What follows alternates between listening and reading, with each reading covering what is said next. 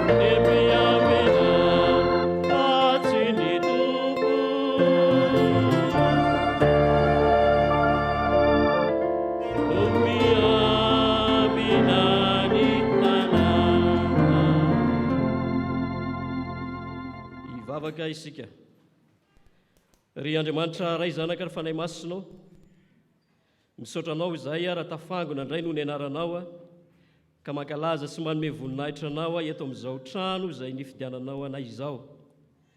Misaotranao izay ny amin'ny fitantananao ny fiainanay, isaorana ianao ny amin'ny fitahiana izay narotsakao taminay tsy raray avy, isa-tokantrano isam-batan'olona na ireo izay takatry ny sainay izany, na ireo izay hitan'ny masonay no tsapain'ny tananay, na ireo izay tsy takatra ivelively ihany koa, kanefa nomenao Andriamanitra mba hiainanay sy velomanay. Misaotra ry Tompo Andriamanitra fa hatrany amboalohany ianao dia no efa niteny ka nahary ny zavatra rehetra, ary ankehitriny ihany koa izay dia mahatsiaro manantena fa handray hery vaovao, handray aina vaovao avy amin'izany niteninao izany. Mino ihany koa izahay fa ianao Andriamanitra manana ny hevitra izay heveranao anay, ahafahanay miavao indray amin'ny fanoloran-tenanay manontolo amin'ny fanomponanao. Koa ny fanahinao masina no hiasa aminay rehetra mba ahatakaranay fa Andriamanitra manatrika anay ihany ianao, ary Andriamanitra ihany koa izay te hanavao ny fiainanay. Misaotra ry Tompo Andriamanitra noho ny amin'ny fahasoavanao izay azo anay mideranao ankehitriny. Ankinay fiainao am-pelantananao araka izany ny fotoana rehetra mba hisehon'ny voninahitrao.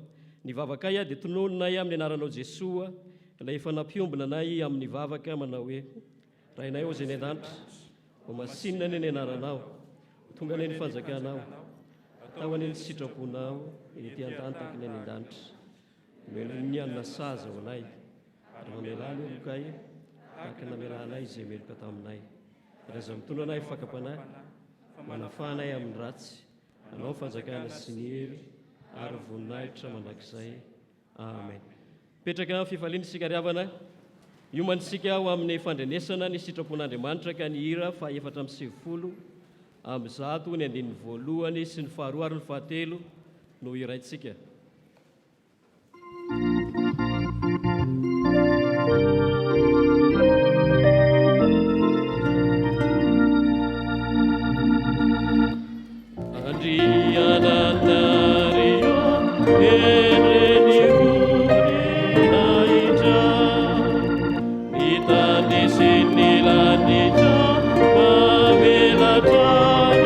Lazara,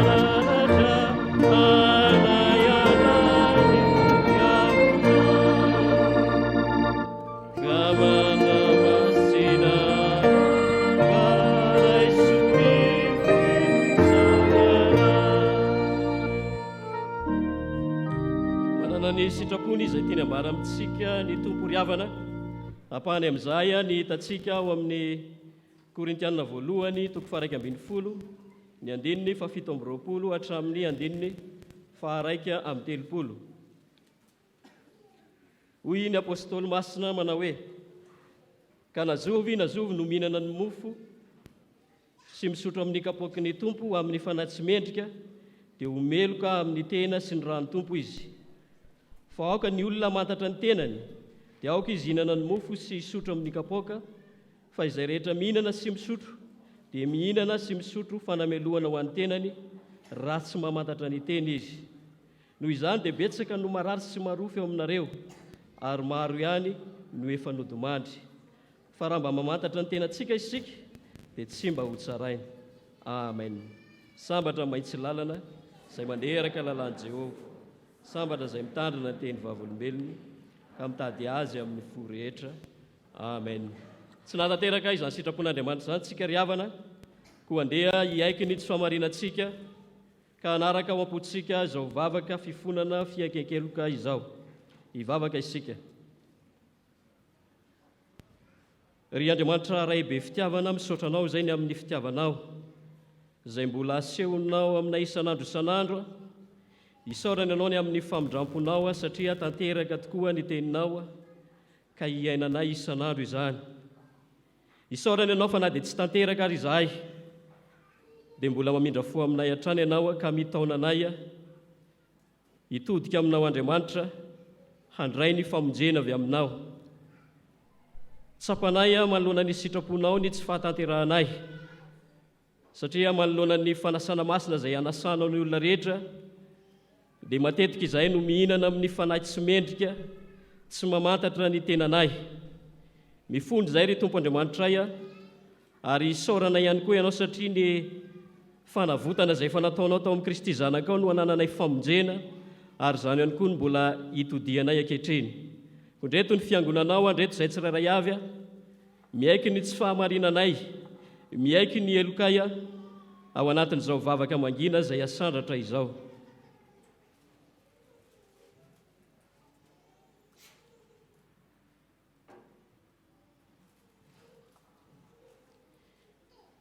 Jesosy Kristy Tompo sy mpamonjy anay, misaotra anao izay fa na dia efa niakatra ho any amin'Andriamanitra any an-danitra azy ianao dia miara-monina aminay ihany koa noho ny fanahinao.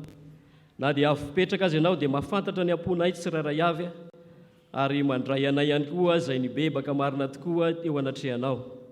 Matoky ary izay fa nierinao Andriamanitra hitarika anay mba ahafahanay mamantatra ny tenanay hatrany manoloana ny fanasana masina izay hiantsonao ny olona rehetra, ka hitaona anay tsirairay avy ho amin'izany fiombonana aminao izany. Misaotra ry Jesosy Tompo sy mpamonjy anay, ary aminao irery ihany no anatenainay ny famelan-keloka sy ny famindram-poa hiainanay ny fahasoavanao. Ny anaranao ihany koa no anaovanay izany vavaka izany. Amen.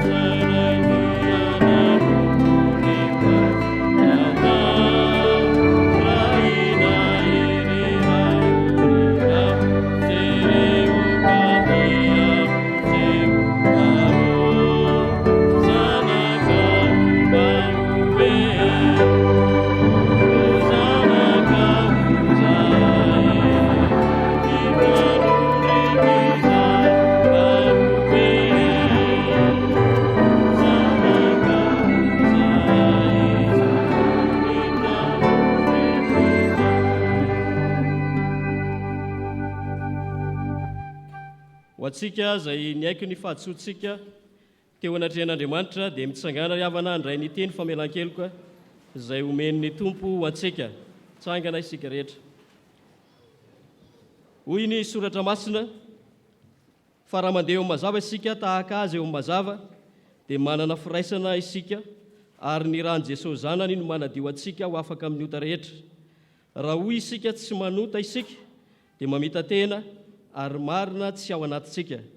Raha miaiky ny fahotantsika isika dia matoky sy marina izy ka mamela ny fahotantsika sy manadio antsika ho afaka amin'ny tsy fahamarinana rehetra. Koa ambaranay amin'ny finoana ry havana fa voavela sy voavafa avokoa ny eloka rehetra noho ny anarany masina, isika rehetra hideran'Andriamanitra manao hoe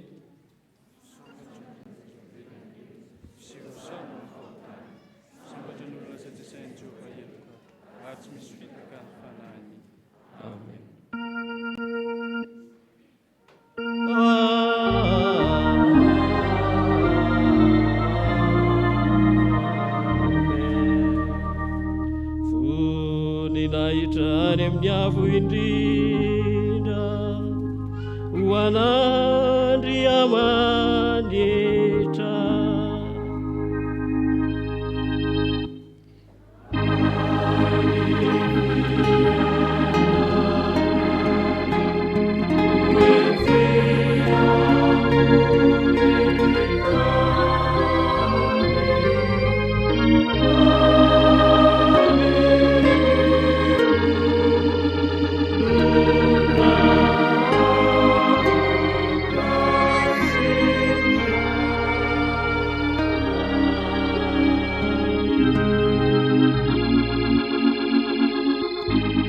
Petraka amin'ny fifaliantsika ry havana, iomanantsika ao amin'ny liturjian'ny tenin'Andriamanitra ny hira fa 177 ka ny 4.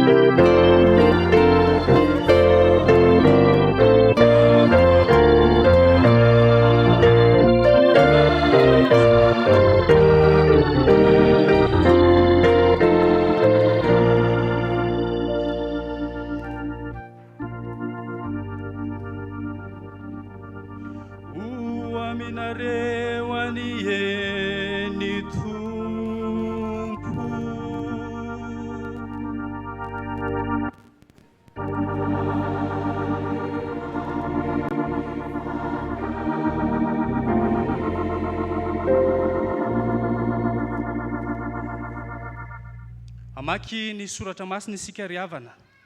Izany dia hitantsika ao amin'ny Exodosy 2:20, ny 9:20 ka hatramin'ny 7:20.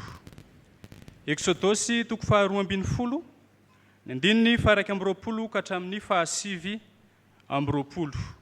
Vakina amin'ny anaran'i Jesosy.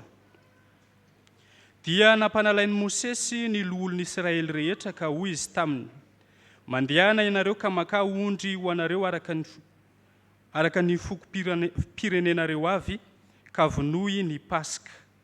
Dia maka isopa iray fihina ka ajoboy amin'ny raha izay ao anatin'ny bakoly, ary ny raha izay ao anatin'ny bakoly dia ateteno amin'ny tatom-baravarana sy ny tolana roa, ary aza misy mivoaka eo am-baravaran'ny tranonareo avy ianareo ambara-pahamarain'ny andro. Fa Jehova andeha hamely ny Egiptianina, ary raha mahita ny raha eo amin'ny tatom-baravarana sy ny tolana roa Jehova, dia handalo ny varavarana ka tsy avelany hiditra ao an-tranonareo, hamely anareo ny mpandringana. Ary hitandrina izany zavatra izany ianareo, ho lalàna ho anareo sy ho an'ny taranakareo mandrakizay. Ary rehefa tonga any amin'ny tany izay omeny Jehova anareo araka izay nolazainy anareo, dia tandremo izany fanompoana izany.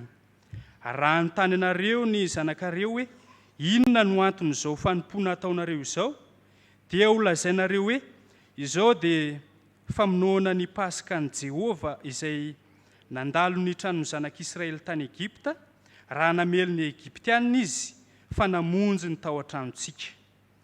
Dia niondrika ny olona ka nivavaka ary dia nandeha ny zanak'Israely ka nanao izany araka izay nandediny Jehova ny Mosesy sy Arona no nataony. Ary noho ny namatonalina Jehova namono ny lahy matoa rehetra tany amin'ny tany Egipta hatramin'ny lahy matoa ny Farao izay nipetraka teo ambony seza fiandrianany ka hatramin'ny lahy matoa ny Babo izay tao an-tranomaizina mba amin'izay voalohateraka ny biby fiompy rehetra. Korintiana voalohany toko faha 12 ny andininy 7 ka hatramin'ny 4 Korintiana voalohany toko faha 12 ny andininy 7 ka hatramin'ny 4 ny anaran'i Jesosy Tompo no amakina izany. Fa izao efa nandray tamin'ny Tompo izay natolotro anareo kosa, fa Jesosy Tompo tamin'ny alina iny izay namadina azy dia nandray mofo ary rehefa nisaotra izy dia novakiny ka hoy izy, ity no tenako ho anareo, izao no ataovy ho fahatsiarovana ahy. Dia araka izany koa ny kapoaka rehefa nihinana dia hoy izy, ity kapoaka ity no ilay fanekena vaovao amin'ny rako, izao no ataovy ho fahatsiarovana na oviana no misotro ianareo. Fa na oviana ianareo no mihinana itony mofo itony sy misotro amin'ny kapoaka, dia manambara ny fahafatesan'ny Tompo ianareo mandra-piaviny. Koa nazovy mihinana ny mofo sy misotro amin'ny kapoaka ny Tompo amin'ny fanahy tsy mendrika, dia omeloka amin'ny tena sy ny rany Tompo izy. Fa aoka ny olona hamatatra ny tenany, dia aoka izy hihinana ny mofo sy misotro amin'ny kapoaka, fa izay rehetra mihinana sy misotro dia mihinana sy misotro fanameloana ho an'ny tenany raha tsy mamantatra ny tenany izy. Noho izany dia betsaka no marary sy marofo eo aminareo, ary maro ihany no efa nodomandry. Fa raha mba mamantatra ny tenantsika isika dia tsy mba ho tsaraina, fa raha tsaraina isika dia fahaizan'ny Tompo mba tsy ho eloina miaraka amin'izao tontolo izao. Koa raha miangona hihinana ianareo ry rahalahy dia mifampiandrasa, ary raha misy olona noana aoka izy hihinana ao an-tranony mba tsy angonanareo fanameloana, ary ny zavatra sisa dia halahotro rehefa tonga aho.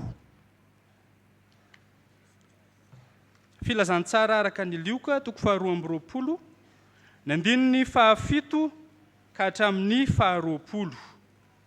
Lioka toko faha 12 ny andininy 7 ka hatramin'ny 20.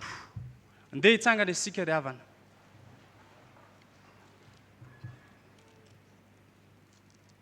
Ny anaran'i Jesosy Tompo no amakina ny teny. Ary tonga ny andro fihinanana ny mofo tsy misy masirasira, dia ilay tsy maintsy hamonoana ny Pasika. Ary Jesosy naniraka amin'ny Petera sy Jaona ka nanao hoe, mandehana ka amboary ny Pasika ho antsika. Ary hoy ireo taminy, aiza no tianao hanamboarana azy? Dia hoy izy taminy, indro raha miditra ao an-tanàna ianareo, dia hisy lehilahy mitondra siny feno rano hifanena aminareo, manara azy ao amin'ny trano izay idirany. Dia lazao amin'ny tompotrano hoe, izao no lazain'ny mpampianatra aminao, aiza ny efitrano iarahako mihinana ny Pasika amin'ny mpianatro? Ary izy hanoranareo efitrano malalaka ambony rindrina izay efa nasiana fipetrahana, any no amboary. Dia nandeha izy ka nahita araka izay efa nolazaina taminy, dia namboatra ny Pasika izy. Ary noho ny tonga ny fotoana, dia nipetraka ny hinana izy mba amin'ny apôstôly, ary hoy izy taminy, naniry koa aho raha naniry aho hiara-mihinana ity Pasika ity aminareo, dia mbola tsy mijaly aho. Fa lazaiko aminareo fa tsy mba hihinana izany intsony aho ambara-pahatateraka izany ao amin'ny fanjakan'Andriamanitra. Ary nandray kapoaka izy, dia nisaotra ka nanao hoe, raiso ity kazarao aminareo. Fa lazaiko aminareo fa hatramin'izao dia tsy hisotro ny vokatry ny voaloboka intsony aho, mandra-pahatonga ny fanjakan'Andriamanitra. Ary nandray mofo izy, ary rehefa nisaotra dia novakiny ka natolony azy sady nataony hoe, ity ny tenako izay momena ho anareo, izao natao ho fahatsiarovana ahy. Ary arak'izany koa ny kapoaka rehefa vita ny sakafo dia hoy izy, ity kapoaka ity no fanekena vaovao amin'ny rako izay ahidina ho anareo. Amen. Ray masinao manamasinana amin'ny fahamarinana, ny teninao ny fahamarinana. Amen.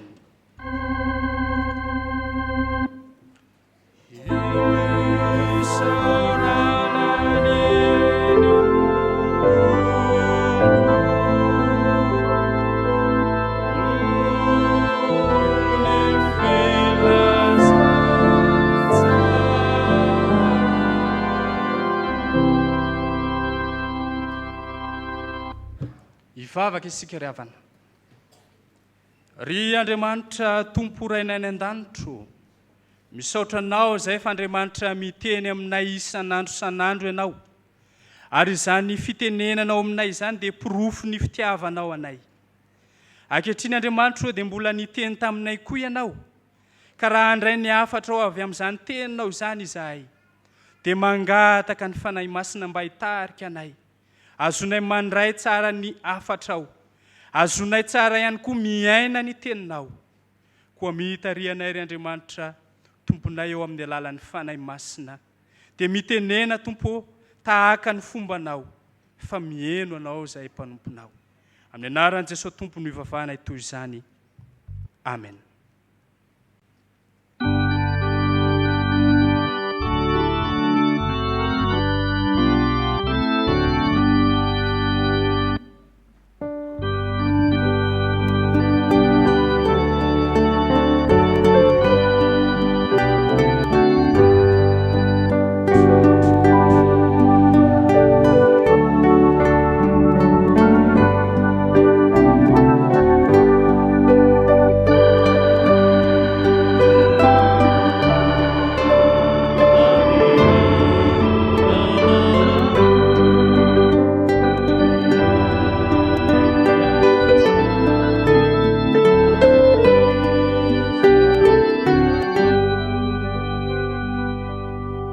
Toerana isika rehetra ry havana. Mbola napakapotsika mandrakarivana ny fiadanan'Andriamanitra ray sy Jesosy Kristy Tompo sy mpamonjy atsika. Eksodosy 2:20 ny 1:20 hatramin'ny 1:7.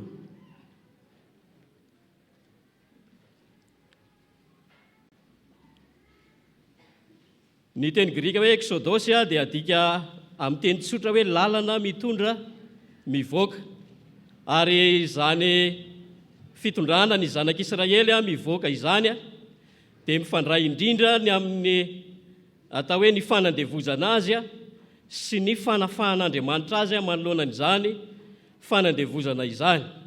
Fanandevozana izay atao hoe nampahorin'ny Egyptianina azy ireo mafy loatra, raha resahana kely any amin'ny Egypta izay somary niavaka teo amin'ny tantara, dia izao no azo anehoana azy.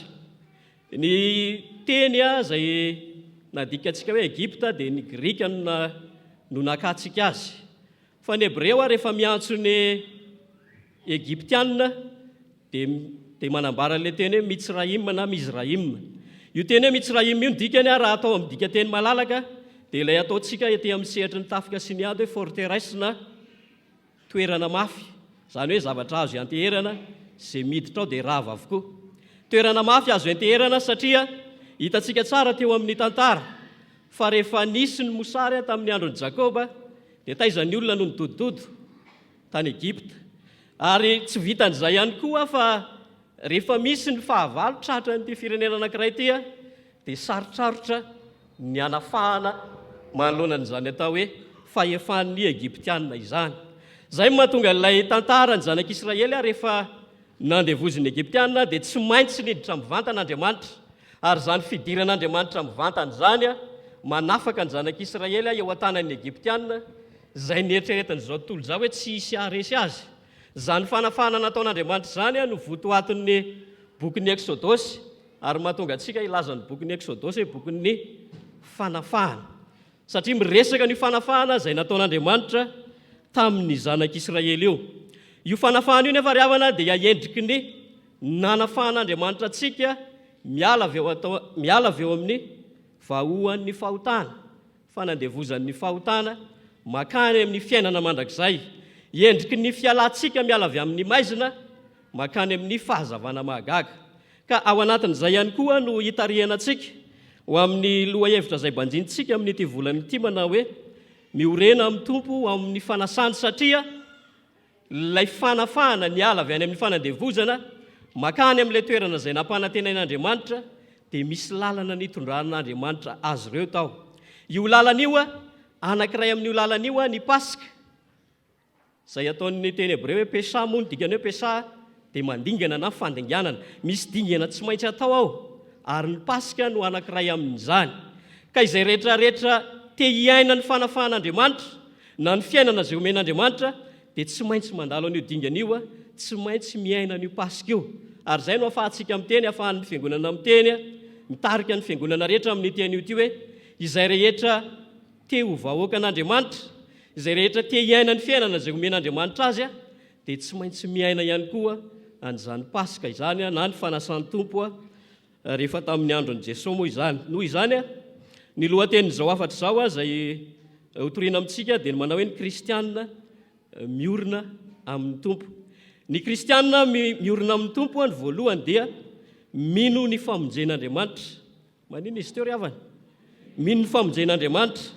Ny 120 hatramin'ny 170 no maneho an'izany, dia raha tsika rehetra averina ho vakiana izany amin'ny anaran'i Jesosy manao hoe dia nampanalain'i Mosesy sy ny loron'Israely rehetra ka hoy izy taminy, mandeha any ianareo ka maka ondro anareo araka ny fokom-pirenenareo avy, ka vonoiny Pasika dia maka isopa iray fihina ka atsoboy amin'ny raza eo anatin'ny bakoly, ary ny raza eo anatin'ny bakoly dia anetena amin'ny tatao-paharavarana sy ny tolàna roa, ary aza misy mivoaka eo ambaravarany tranonareo avy ianareo ambara-pamaraina ny andro. Fa Jehovah andeha hamely ny Egyptianina, ary raha mahita ny ra eo amin'ny tolàm-baravarana sy ny tolàna roa izy dia andalo ny varavarana ka tsy avelany hiditra ao an-tranonareo hamely anareo ny mpandringana. Rehefa nitaomina ny vahoaka Israely na dia mbola tany amin'ny tany Egipta azy, hiaina ny Pasika na ny fanasan'ny Tompo dia mazava loatra fa ny misy ny famonoana ny zanak'ondry izay atao fanatitra ao anatin'izany Pasika izany. Ny miavaka kely tamin'ity zanak'ondry ny Pasika ity dia ny rano no tena nampiasaina. Araka ny hitantsika eto hoe alaina ny rany dia apetaka eny amin'ny tolàm-baravarana sy ny tatao-baravarana. Fa rehefa miresaka an'ity tantara ity dia tsy ao an-tsain'ny olona mihitsy hoe ilay ra ve napetraka tamin'ny tolàna avy ety anatiny sa avy any ivelany. Raha tsika no anontaniana izay dia inona valiny? Avy any ivelany.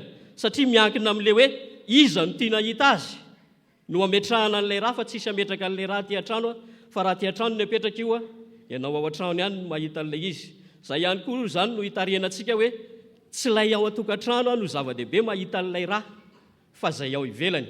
Ary mbola azontsika fatarina ihany koa ary hoe iza amin'ireo olona hitsidika hamangy avy any ivelany no tiana hita, no kendrena mba hahitana io ra izay napetraka teo amin'ny tolàm-baravarana io, ary mitarika antsika ho amin'izany valiteny izany 2:20. Arak'ilay ambara eto hoe tsy navelan'Andriamanitra hivoaka ny zanak'Israely ambara-pahamaraina ny andro. Fanontaniana ny fotoana izay nipetrahan'ny zanak'Israely tao an-trano, andro mazava sa andro maizina, andro alina? Andro alina. Izany hoe ny alina teo amin'ny zanak'Israely dia tsy tahaka ny iainantsika azy ankehitriny, fa fotoana tsy hivezivezen'ny olona izany. Izany hoe tsy ny nofo aman-drà koa izany no ilaina mahita an'io, fa izay nivoaka nandritra io alina manokana io ihany. Ny nivoaka nandritra n'io alina io dia reto roa reto ihany. Ny anankiray ny mpandringana na ny fahafatesana, fa ny anankiray faharoa dia izy Jehovah Andriamanitra. Ary namaika an'Israely dia ny hoe ahoana ny ahitan'Andriamanitra an'ity ra izay apetraka eo amin'ny tolàm-baravarana ity. Izay no hitantsika eo amin'ny 17 iverenantsika kely vakiny izany amin'ny anaran'ny Tompo. Fa Jehovah andeha hamely ny Egyptianina, ary raha mahita ny ra eo amin'ny tatao-baravarana sy ny tolàna roa Jehovah dia andalo ny varavarana ka tsy avelany hiditra ao an-tranonareo amely anareo ny mpandringana. Zany hoe ny zava-dehibe zany na maika dia hoe ahoana no ahitan'Andriamanitra nyity marika izay apetraka eo amin'ny varavarana ity. Tsy ny tao atokantrano no ilaina mijery an'io marika io, tsy ny nofa mandray ihany koa, fa Andriamanitra irery ihany. Zay no atao hoe fomba nitaizan'Andriamanitra ny zanak'Israely ry havana. Fa ho antsika rehetra kosa dia raisintsika amin'ny hevitra ara-panahy ity tranga izay misy eto amin'ny bokin'ny Eksodosy ity. Ny zanak'ondry ny Pasika izay novonoana dia Jesosy Kristy, ilay atao hoe nitondra famonjena ho antsika. Ary Jesosy Kristy izay maty ny solo antsika teo amin'ny hazo fijaliana, zany no mitondra antsika miala avy amin'ny fahafatesana makany amin'ny fiainana. Noho izany izay rehetra te hisitraka ny famonjen'Andriamanitra dia manana n'izany rany Kristy izany eo amin'ny eo amin'ny tolam-baravarana. Fa mbola resaka hafa koa ilay tolam-baravarana na ny varavarana. Ny tanora rehefa resahanao hoe rehefa mahita an'ity varavarana ity eto amin'ny Eksodosy dia ilay varavarana jiaby mihida tsy hita imama zazany ao an-tsainy. Fa tsy izay ilay hitarihana antsika eto. Fa ny varavarana raha misoratra masina dia manambara ny finoantsika. Inona ny ambaran'ny varavarana ho izay teo? Ny finoantsika. Zany indrindra no anambaran'ny bokin'ny Hebreo 12:1-9. Andeha iarahantsika rehetra mijery zany. Hebreo 12:1-9.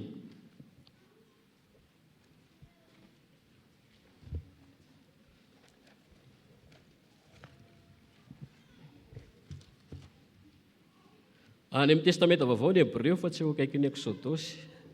Hebreo 12:1-9.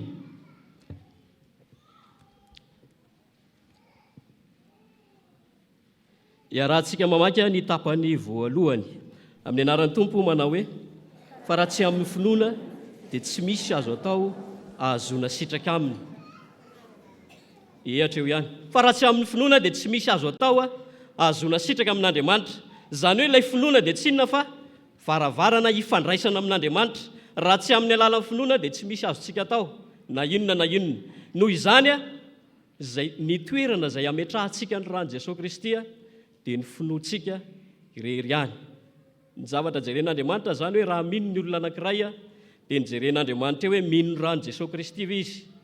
Fa Andriamanitra aloha tsy mijery an'ilay hoe mino ny fitahiana izay omen'Andriamanitra ve ny olona iray, sa mino ny famindram-po izay omen'Andriamanitra.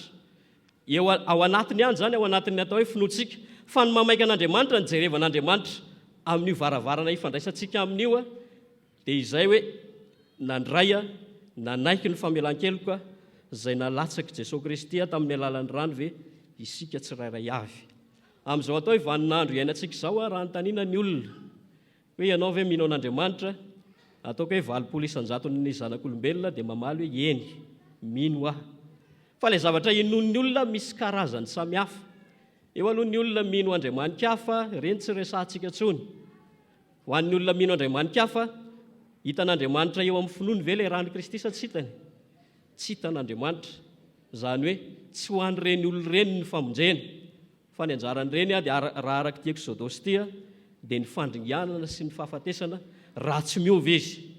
Fa ho antsika ihany koa, indrindra ho antsika eto Madagasikara, betsaka ihany no mino an'izany Jesosy zany. Mino ny famonjena vitan'i Jesosy fa afangaron'ny olona amin'ny zavatra hafa.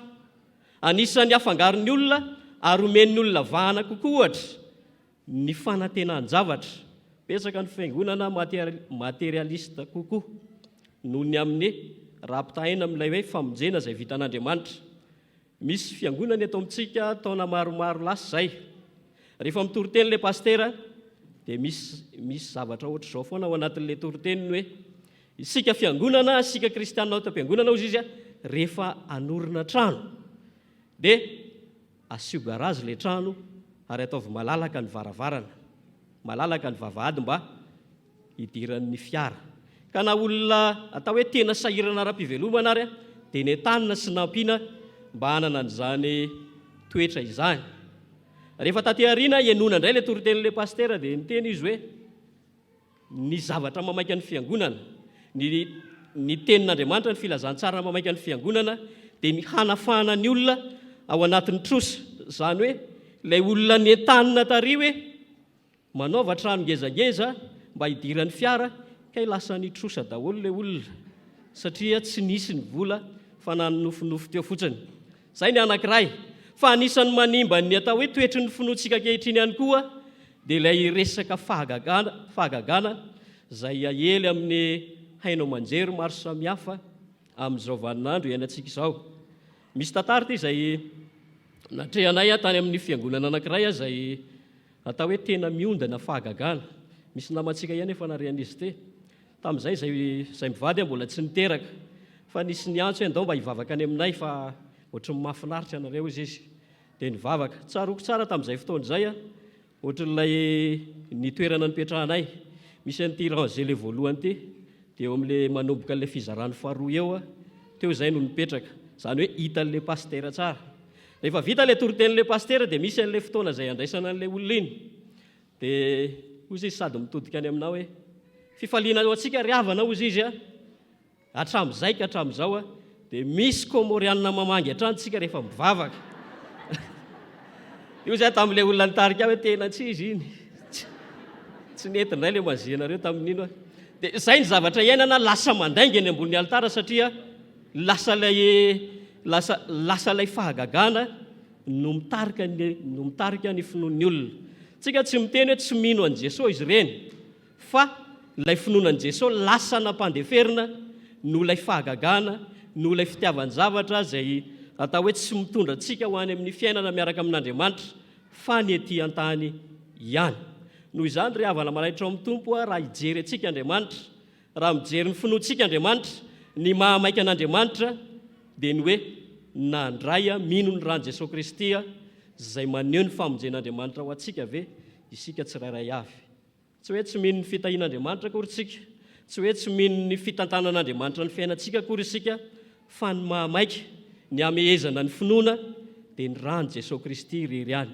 Izay mahatonga ilay hitantsika eo amin'ny Exodosy ny nametrahana ny rany zanak'ondry dia eo amin'ny tolam-baravarana sy amin'ny tatom-baravarana. Ny hevitra izany dia hoe io no mifeha izay rehetrarehetra finoan'ny olona hifandraisany amin'Andriamanitra. Tsy ny nofo aman-drano ilaina mijery hoe manahoana ny finoanao sy ny faharesen-dahatra ao anatinao, fa Andriamanitra aloha. Noho izany ihany koa no mitarika antsika amin'ny fizarana faharoa, inona ilay voalohany teo? Mino ny famonjen'Andriamanitra. Ny kristianina miorina ao amin'ny tompo dia mino ny famonjen'Andriamanitra.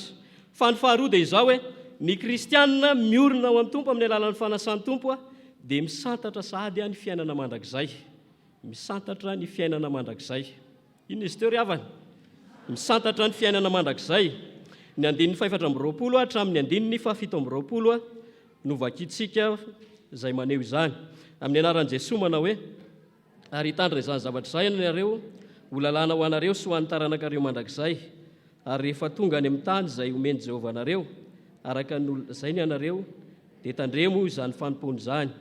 Ary anontany anareo ny zanakareo hoe inona no anton'izao fanompona ataonareo izao, dia ho lazainareo hoe izao dia famonona ny Pasika an'i Jehovah izay andalo ny tranon'ny zanak'Israely tany Egipta, raha namely ny Egiptianina izy, fa namonjy ny tao an-tranontsika. Hatreo. Rehefa miresaka fiainana mandrakizay ao amin'ny soratra masina dia miandalana nampahafantaran'Andriamanitra azy. Nanomboka teo amin'ny Jesosy Kristy isika vao tena nafantatra hoe mbola misy ny fiainana ao aorianan'ny fahafatesana.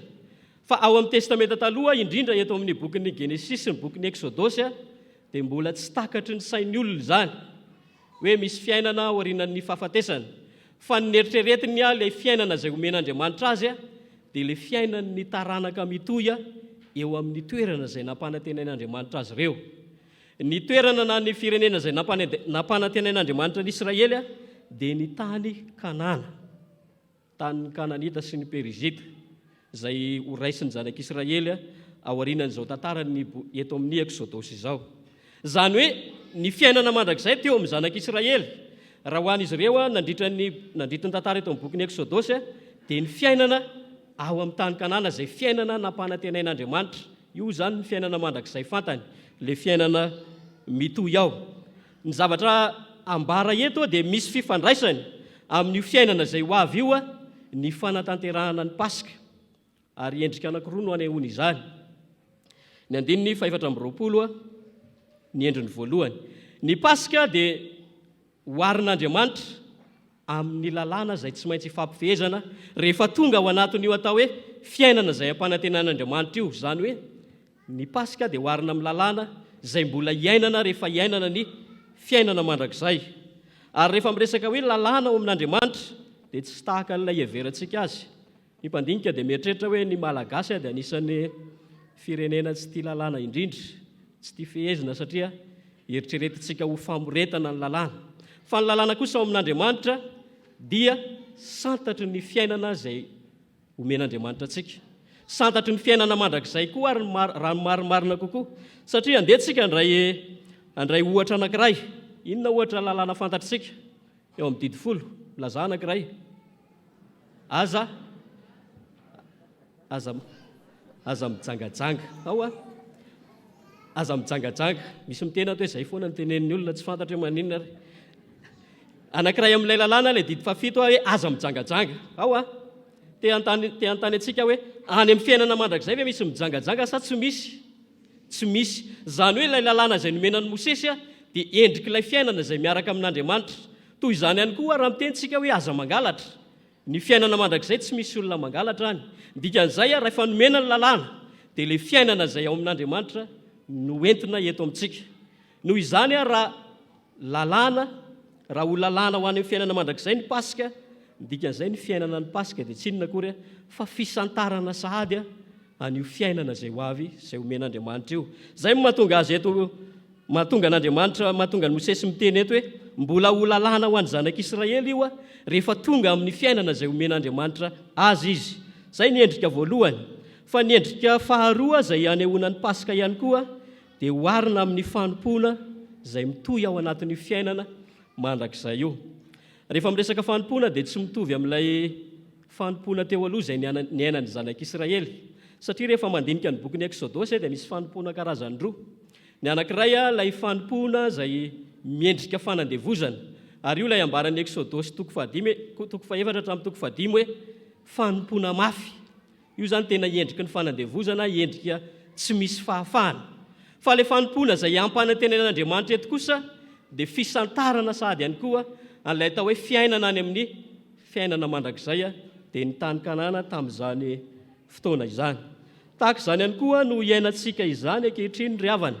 Satria rehefa namonjy antsika Jesosy Kristy ka nanolotra ny tenany tamin'ny alalan'ny fanasan'ny Tompo dia tia hampiainantsika n'izany fiainana izany izy. Ary ny fanasan'ny Tompo dia tanteraka rehefa tonga ny fiainana izay iarahantsika amin'Andriamanitra. Ny fanasan'ny Tompo izay nanoloran'i Jesosy ny tenany dia santatra sahady ny fiainana izay iarahantsika amin'Andriamanitra.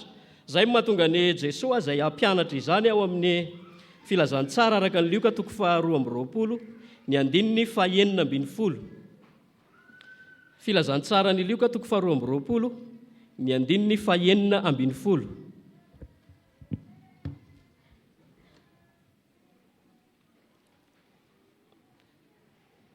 Iombonatsika ny famakiana ny tenin'Andriamanitra minaran'i Jesosy manao hoe falazaiko aminareo fa tsy mba hihinana izany tsony aho ambara-pahatanteraka izany ao amin'ny fanjakan'Andriamanitra. Ilay fanasan'ny Tompo no resaka eto ary ambaran'i Jesosy fa ny fahatanterahany fanasan'ny Tompo dia aiza ozy izy? Ao amin'ny fanjakan'Andriamanitra. Io fanjakan'Andriamanitra io dia santaritsika, iainantsika sahady ao anatin'ny atao hoe fanasana masina izay anasan'Andriamanitra antsika. Ary ny soratra masina ihany koa dia mampianatra fa ny fanasan'ny Tompo izay atombokontsika ety anivon'ny fiangonana dia mbola mitohy hatrany an-danitra.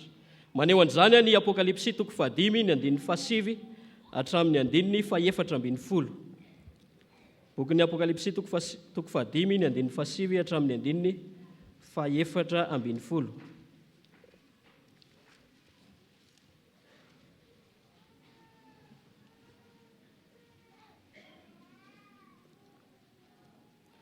Apokalipsy 5:5, ny andininy 7 hatramin'ny andininy 7:10.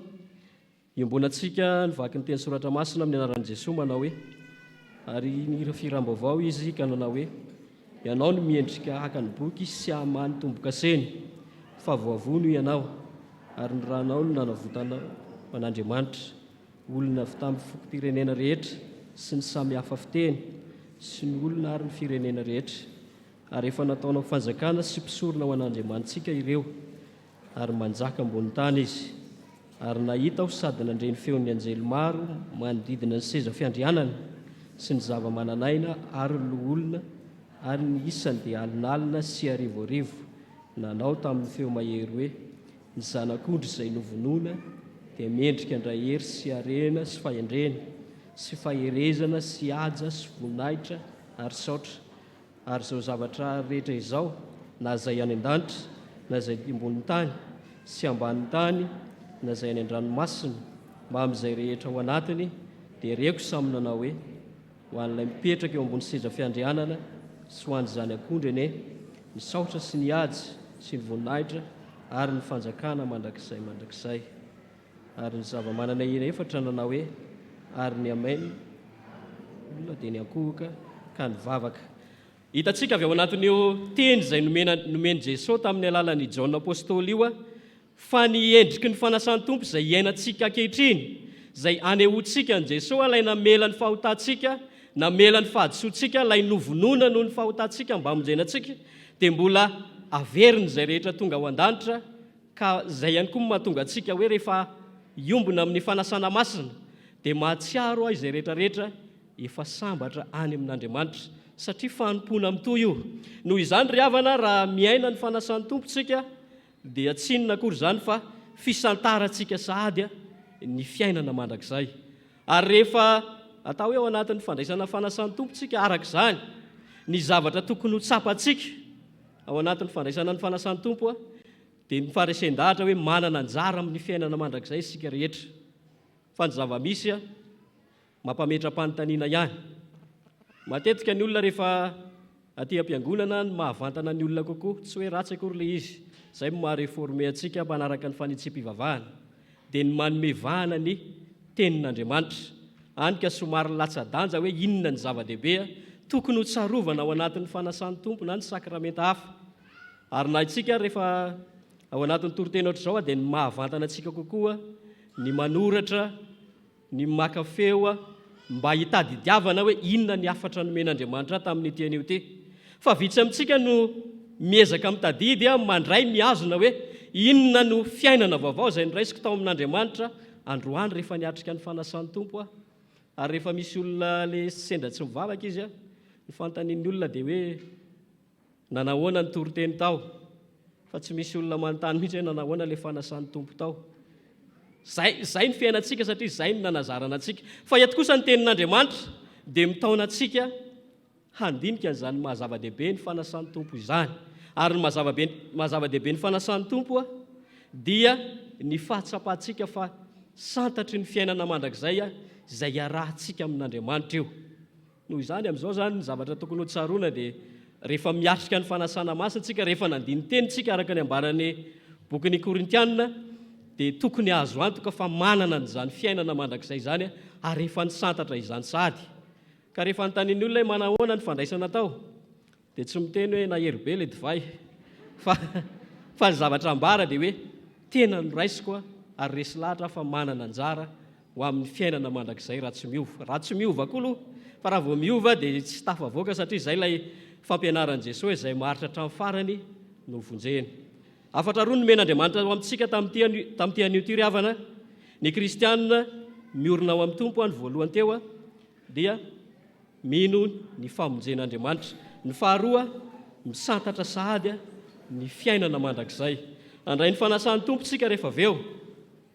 Misy ihany koa ireo namantsika izay hanampy ny Tompo ho isantsika ao anatin'izany fandraisana fanasan'ny Tompo izany. Mbola tsy fantatra hoe mandra-piaviany Jesosy eny amin'ny rahona lanitra, mandra-pialantsika ety ambony tany impiry isika no hiatrika n'izany fanasana masina izany. Fa ny taoman'Andriamanitra antsika ho antsika mpandray fanasan'ny Tompo dia ny ahafahantsika nananantsika izany faharesen-dahatra izany hoe ny famonjen'Andriamanitra, izany no laharam-pamehana amin'ny finoantsika. Ary ny faharoa dia ny fahatsapantsika fa miaina ny fiainana mandrakizay dia ny ety an-tsahantsika noho ny fanasana masina. Ho antsika rehetra ihany koa ny afatry ny tenin'Andriamanitra, na mbola tsy mpandray azy ianao, satria izany rehetra izany no tian'Andriamanitra holovantsika manomboka amin'ny fiainantsika ty ambony tany ka mandra-pahatonga antsika ho eo anatrehan'Andriamanitra rahatr' izay, mba tsy hoe ty ambony tany ihany no fanantenantsika, fa fiainana mitoya miaraka amin'Andriamanitra. Ho azy rery ny voninahitra, ho amintsika rehetra kosa ny fiadanana. Amen.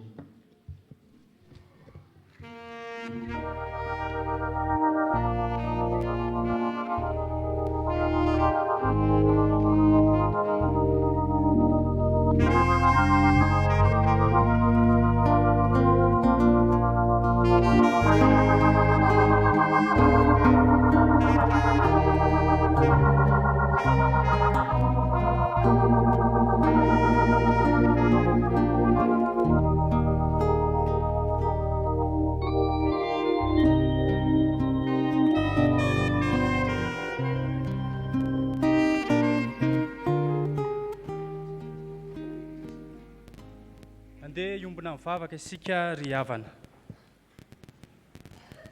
Ry Andriamanitra ray sy zanaka ary fanahy masina. Andriamanitra tia dia tianay tokoa ianao, ary dia nomporofonao tamin'ny teninao indray izany tamin'ity androany ity. Tianao dia tianao tokoa izay iorina aminao, ary dia nomenao ny teninao izay ampiorina anay. Nambaranao fa izany fiorenana eo aminao Tompo izany dia tokony iseho amin'ny fiainanay fa mino ny famonjenao Andriamanitra izahay. Ary Andriamanitra tsy miova ianao, fa tahaka izay efa nanafahanao ny zanak'Israely teo ambanin'ny vahony Egiptiana, no mbola nafahanao anay ihany koa eo ambanin'ny vahony fahotanay amin'ny alalan'i Jesosy Kristy ilay famonjena efa natolotra ho anay. Dia mangataka aminao ary izay Andriamanitro, ny mba hitarika anay mandrakariva azonay miorina tsara amin'ny finoananao Andriamanitra. Fa Jesosy Kristy ilay efa nandatsaka ny rany, izany no atoko ny famonjena ho anay.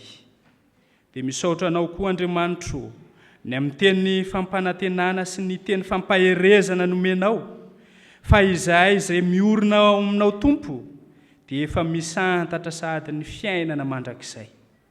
Dia misaotra ry Tompo tianay eo, ary mangataka izay mba hampiorenanao anay mandrakariva, mba azonay mahatratra izany fiainana mandrakizay izany, ary dia iainanay ao anatin'ny fanasan'ny Tompo tokoa mantsy izany fiainana mandrakizay izany. Dia misaotra indrindra fa tena tianay ianao. Izany teny rehetra nomenao anay izany Andriamanitro, dia irinay mba hitoetra betsaka ao anatin'ny fonay, tsy ho henonay fotsiny ihany fa tena ho ankatoavinay. Ka izany indrindra no angatahanay ny fanahy masina mba hanampy anay sy hitarika anay amin'ny fahaizana makatoa ny teninao. Dia amin'ny anaran'i Jesosy Kristy Tompo sy mpamonjo ny vavahanay toy izany. Amen.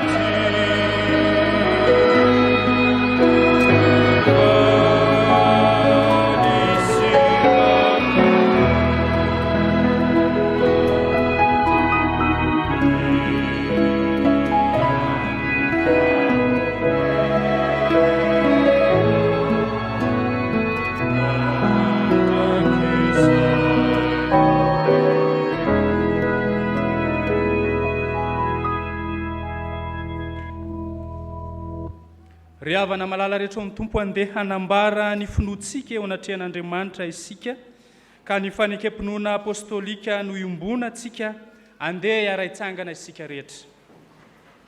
Fanekempinoana apôstôlika izay iombona ny fiangonana manerana izao tontolo izao manao hoe: mino an'Andriamanitra ray tsy tompanao lanitra sy ny tany aho, ary mino an Jesosy Kristy zanan'lahy tokana tompontsika izay notorotoroina tamin'ny fanahy masina nateraky Maria Virjiny, nijalana napaka Pontio Pilato, nombona tamin'ny hazo fijaliana, maty ka nalevina, nidina tany amin'ny fiaina tsy hita, nitsangana tamin'ny maty tamin'ny andro fahatelo, niakatra ho any an-danitra, mipetraka eo ankavanan'Andriamanitra ray tsy toa, avy any viny tsara ny velona sy ny maty.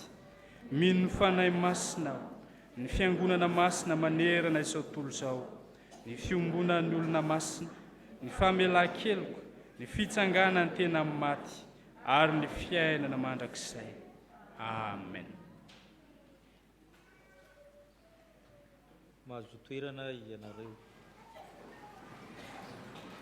Misy ireo avantsika izay manolotra ny tenany ao amin'ny andray ny sakramentan'ny fanasan'ny tompo, ho amasinina tokana ao amin'izany izy. Hira fanampy ny fahefitra amin'ny 3 voalohany dia hiakatra amin'ny alitara masina izy ireo.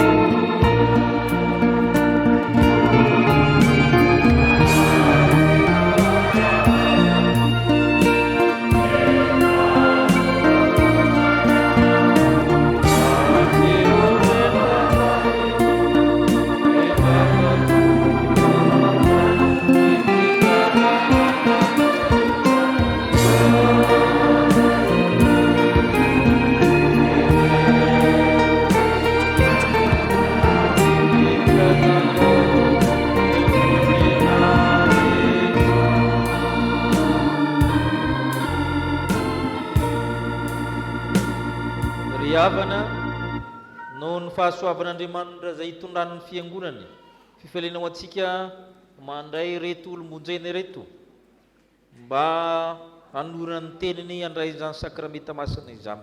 Vavolombelon'ny fanekena ataon'izy ireo isika, ary miombona amin'ny fanavaozana indray izay efa nantsona antsika mpanay fanasan'ny tompo rehetra tamin'ny nanaovantsika fanekena tsara teo masin'Andriamanitra koa. Efa nampianarina ny fotonoana kristianina izy ireo, na tanteraka ny fanekena tamin'ny batisa ho atolotra antsika kehitriny mba ho amasinina amin'izany, koa mangataka antsika hitsangana hangataka ny fanahy masina.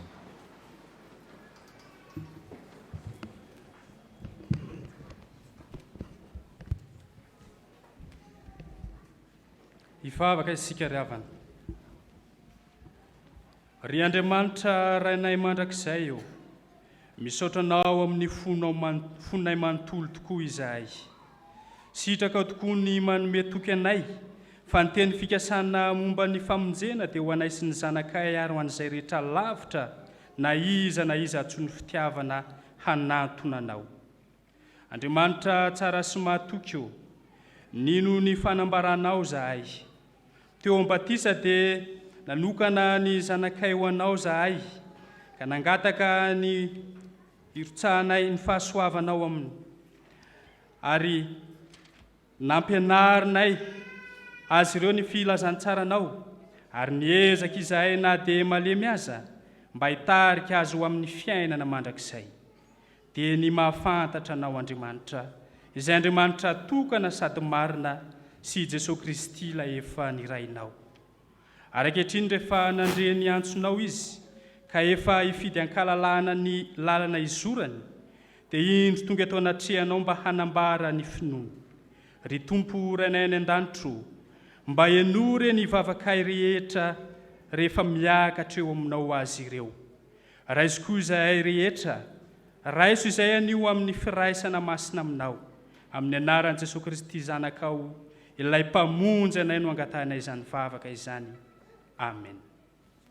Petraka ny fiangonana.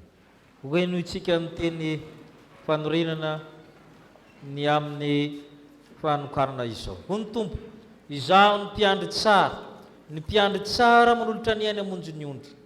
Raha misy olona ta hanaraka aoka izy andaminy tenany sy tondrany azy fijaliany ka hanaraka.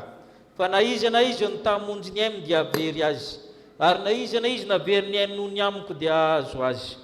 Fa inona moa ny soa azon'ny olona raha mahazo zao tontolo zao, kanefa very ny ainy, inona nomeny olona ho takaly ny aina? Fa na izy io nanao ny sitrapony raiko izay nandanitra, dia izy ny rahalahako anabaviko ary reny. Ary amin'izany nazovonazovona nay ka natrehan'ny olona dia ekeko izy natrehan'ny raiko izay nandanitra. Fa nazovonazovona andao natrehan'ny olona, ho laviko kosa izy eo natrehan'ny raiko izay nandanitra. Noho izany teny tompo izany ry havana, misy fanekena ilain'ny tompo aminareo, ka ho enon'ny fiangonana ka ho valiana ro araka izay sitraky ny fonareo. Ianareo va min'Andriamanitra paratsika sady raintsika nandanitra, izay tiantsika ka manomen'ny Kristy zanalahy tokana, izay maty sy nitsangana tamin'ny maty ho famonjenantsika. Entoko mino aho. Mihinan'i Jesosy Kristy zanany, izay manome famelan-keloka sy fiainana mandrakizay ho an'ny mpanoty rehetra mibebaka, ka manaiky azo tompo sy mpamonjy va ianareo? Entoko mino sy manaiky aho. Moa ianareo manaiky ho amin'ny teninareo ny fanekenany tamin'ny batisa, izay nandraisanareo ny fanomezan'ny fanamasina, ka miezaka nareo izotra amin'ny lalina fiainana Kristy aminy, ho tia an'Andriamanitra, hankatony ny sitrapony, ahatsiaro vavaka sy hamaka baiboly, hamonjy fanompoam-pivavahana sy fanasan'ny tompo, izay adidy sy tombotsoan'ny mino. Entoko manaiky ny otisy ankatoa aho. Aoka ary nareo hitodika amin'ny fiangonana, hanonona anampahabe maso ny anarinareo enin'Andriamanitra, ary hamaky ny fanekenareo ho enon'ny fiangonana. Izao Razafibelo Andrianomenjanahary Tirandrianina. Izao Lalamihaja Santatra. Izao Razanaparany Haja. Rehefa manaraka ny fampianaram-pinoana aho, dia nanapa-kevitra handray ny fanasan'ny tompo, izay nehony mino ny faneken'ny famonjena sy ny fampihavanana nataon'i Jesosy Kristy. Ekeko fa ny soratra masina manambaran'ny tompo amin'ny fiangonana sy ny mpino tsirairay ny sitrapony. Ko aezaka aho eo ambany fitarian'ny fanahy masina, ny andinika sy azoto amin'ny fanarahana fampianarana amin'ny fomba samihafa, fiara-mivavaka, toriteny, fiara-mandinika soratra masina sy ny sisa. Amin'ny maha-isan'ny mino ahy dia ataoko zava-dehibe sady voalohany fitandronan'ny voninahitran'Andriamanitra eo amin'ny fitondran-tenako, ary ezaka aho mampiasa ireo talenta sy fanomezan'ny fahasiavana nomeny ahy, ho hanompoako azy eto amin'ny fiangonany sy amin'ny toerana rehetra lehako. Ny herin'Andriamanitra no ankinako hanatanterahako izany rehetra izany. Ny fanahy masina nomenareo izany hery izany, hatanteranareo izany ny amen. Razafimbelo Andriany Menjanahary Tsiry. Noho izany fanekenana ataona toy izany, dia amin'ny anaran'Andriamanitra ray zanaka fanahy masina dia manokana anao izay, manahy masina anao izay, ka mandray anao isan'ny momba ny tenan'i Kristy. Asainay ianao andray anjara miaraka amin'ny ankehitriny amin'ny fanasan'ny tompo, ary Andriamanitra ray tsy toy izay fa niantsonao la tamin'ny maizina, ho amin'ny fahazavany mahagagany no hatanteraka sy ampiorana ampitoetra anao, ho azo ny fanjakana mandrakizay ho aminao ny fahindrina, mahiry sy mahatanja fa ny tompo momba anao.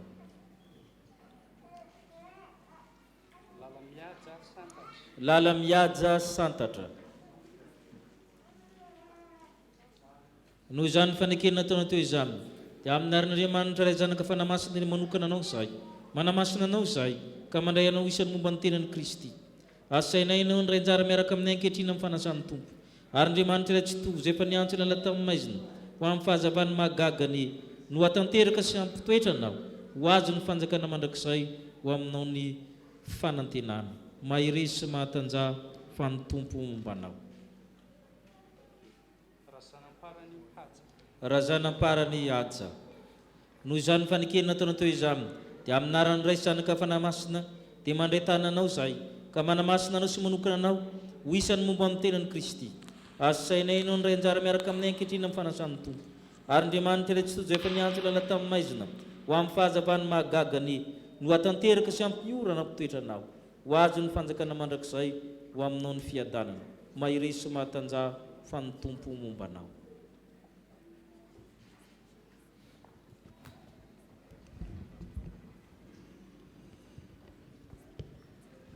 Ivavaka isika. Andriamanitra tomponay misaotra anao zay no ity fotoana nomenao anay ity.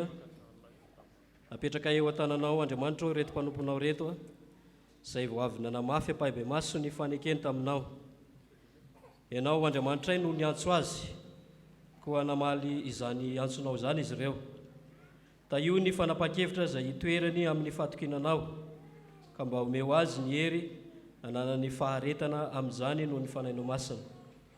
Ianao ihany koa no aoka no manazy ho amin'ny fanatonana ny latabatrao masina ary apiditra azy amin'ny firaisana amin'ny zanakao.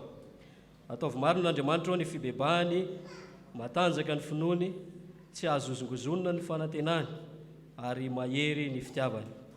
Aoka hifikitra mafy amin'ny marina izay mahavonjy izy, hifikitra amin'ny finoana izay hitondranao anay ho amin'ny fiainana mandrakizay ka hiasa lalandava mba hitombony amin'ny fahalalana izany. Ary isehony amin'ny kery mandrakariva eo anatrehan'izao tontolo izao ho vavolombelona amin'ny teny sy ny asa. Mivavaka aminao zay Andriamanitra, omeonay rehetra ihany koa ny androso hatrany amin'ny fiainana maha-kristianina, mibanjina ny fiainana mandrakizay izay fanampanantenanao ho anay zanakao. Ianao ny vavakairy Andriamanitra ray ny famindram-po, fa amin'ny anaran'i Jesosy Kristy zanakao, ilay famaty namonjy anay no anaovanay izany vavaka izany. Amen. Ry mpandray fanasany tompo vaovao, tany mafy ny ananareo mba tsy siaka ny satroboninahitra reo, mandehana ka mitombo amin'ny mahazanak'Andriamanitra nareo. Amen.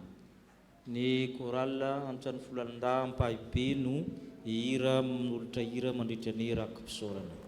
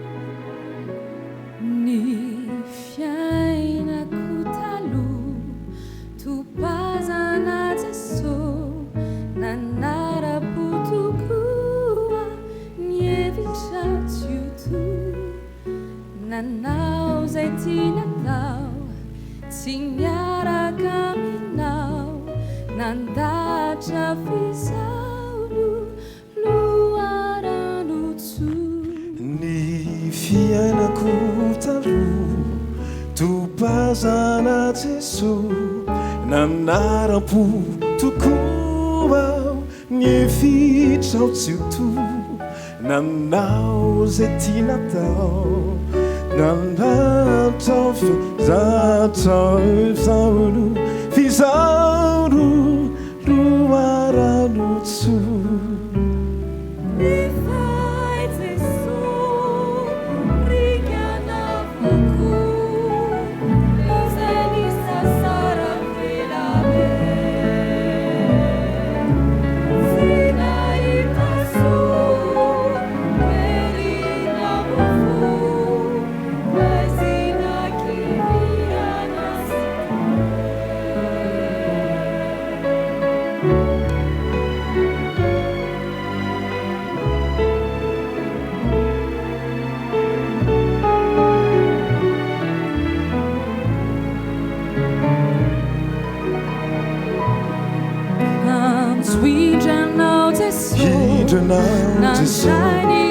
Nandray ny tanakonana dinahitoro tsy ravatsiko tsy nisy fitsara na koa efanatsara ilay zandrinao izay adala menao famela.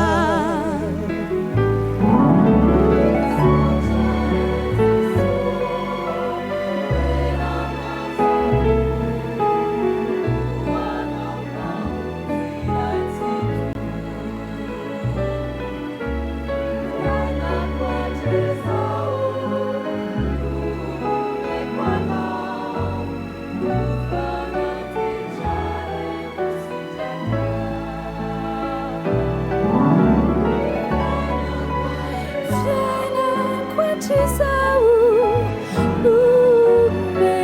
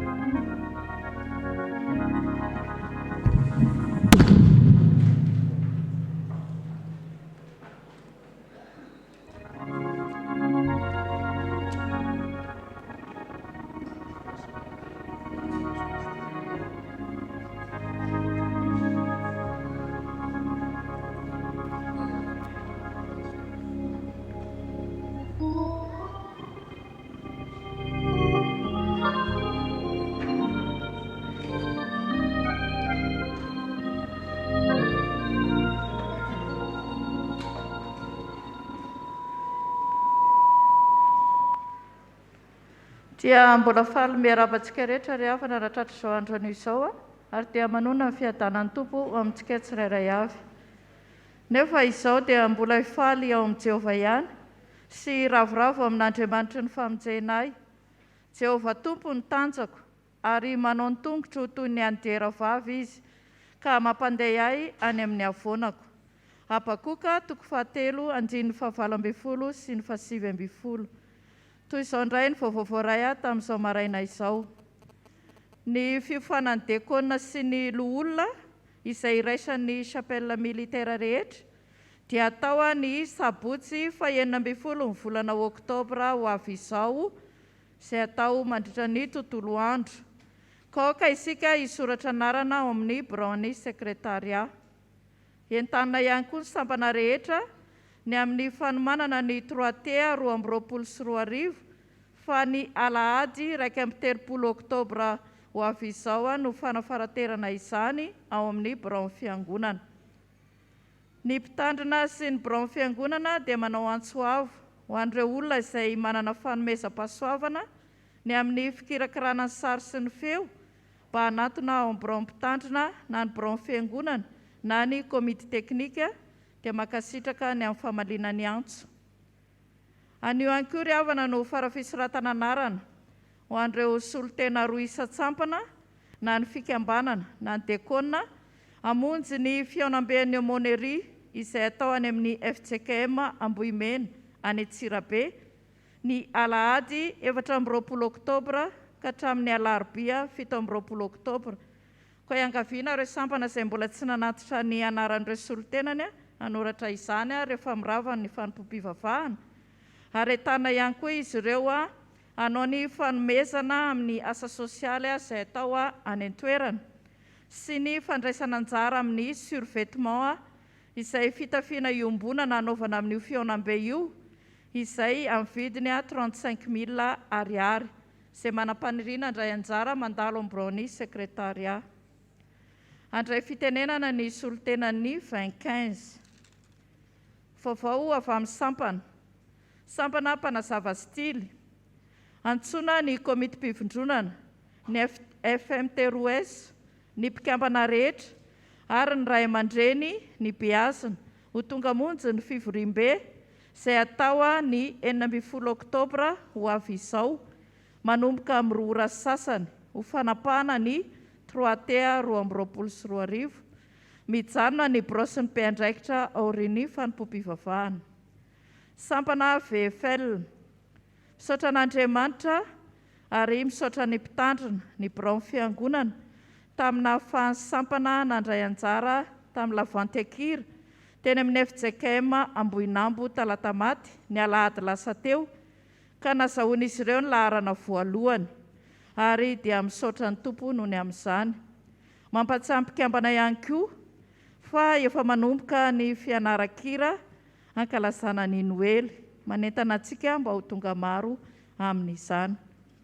Sampana Sekolela Ady, ampifaliana no anambarana amintsika fa ny Alahady 10 Oktobra no fitaopanokafana ny taom-pitezana ho an'ny Sekolela Ady. Manao tenue t-shirt fotsy ny mpianatra ary polo fotsy ny mpampianatra ny ambany izay tiana.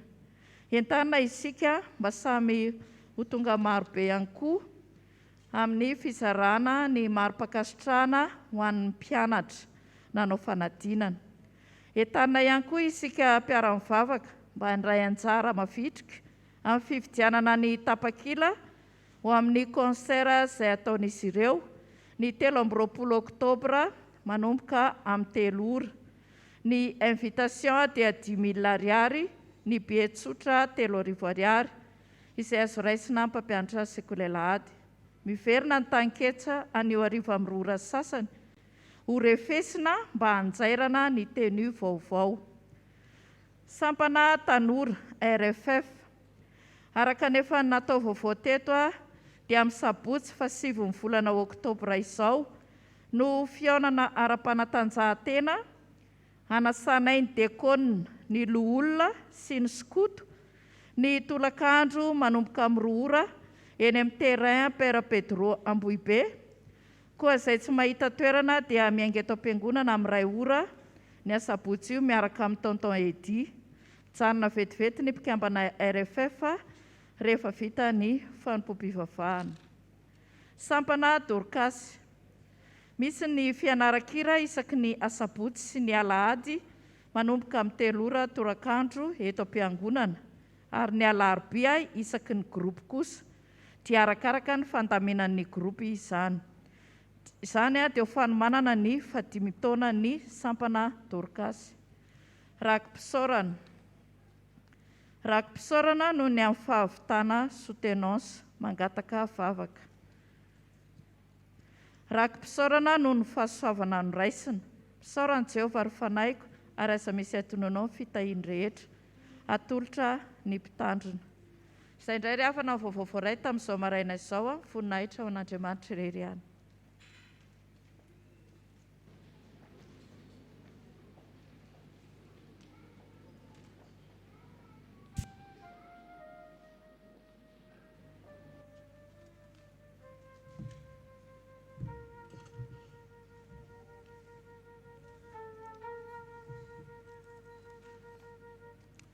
Dia faly miarabantsika rehetra amin'ny anaran'ny tompo.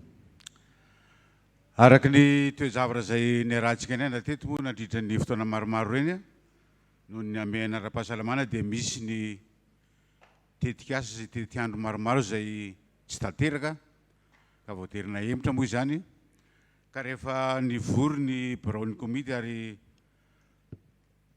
naroso teo anivon'ny biraon'ny fiangonana sy ny mpiavatra raha ireo tetiandro vaovao ireo dia ambara amintsika fiangonana zany toy izao manaraka izao. Voalohany aloha fampatsahivana ihany fa ny ivon'ny fankalazana dia ho tanterahana ny fa 1 ny volana Novambra 2024 ho avy izao. Koa dia manentana antsika mianakavy mba hitonam-bavaka izany fotoana lehibe izany mba hoentina hidera an'Andriamanitra. Ny tolakandro amin'io andro ny fa 1 ny volana Novambra io dia isy antsakira izay ho tanterahany sampana rehetrarehetra sy ny sampanasa ato amin'ny fiangonana manomboka amin'ny 3 ora arivo ka hanasana ny sampana rehetra zany sy ny sampanasa mba handray anjara amin'izany. Ny sampana tanao kristiana no mahiangaviana andrindra ny fotoana iray manontolo amin'io takariva io. Ny faharoa manarak'izay dia nanapa-kevitra ny birao sy ny komity fa anatanteraka isika ny fametrahana ny vato fototra ny tsangam-bato izay ho atao ao anatiny ty fankalazana ny faharoapolo sy fahadimy ambin'ny folo taona ity. Izany moa dia ho tanterahana eny toerana eny Anjomakely ambony hoe Bodepista Ivato ho an'izay mahafantatra ny toerana. Ny mety ho endrikendriky ny fandaram-potoana zany amin'ny faharoapolo ny volana Novambra tontolo andro io dia isy fiara imbona aloha izay ho karakarain'ny komity hiala eto amin'ny fiangonana manomboka amin'ny 7 ora sasany. Amin'ny 12 ora zany no anomboka ny fotoana eny Anjomakely araka voalaza teo. Izy moa zany ny fotoam-pivavahana sy ny fametrahana ny vato fototra ho an'ny tsangam-bato.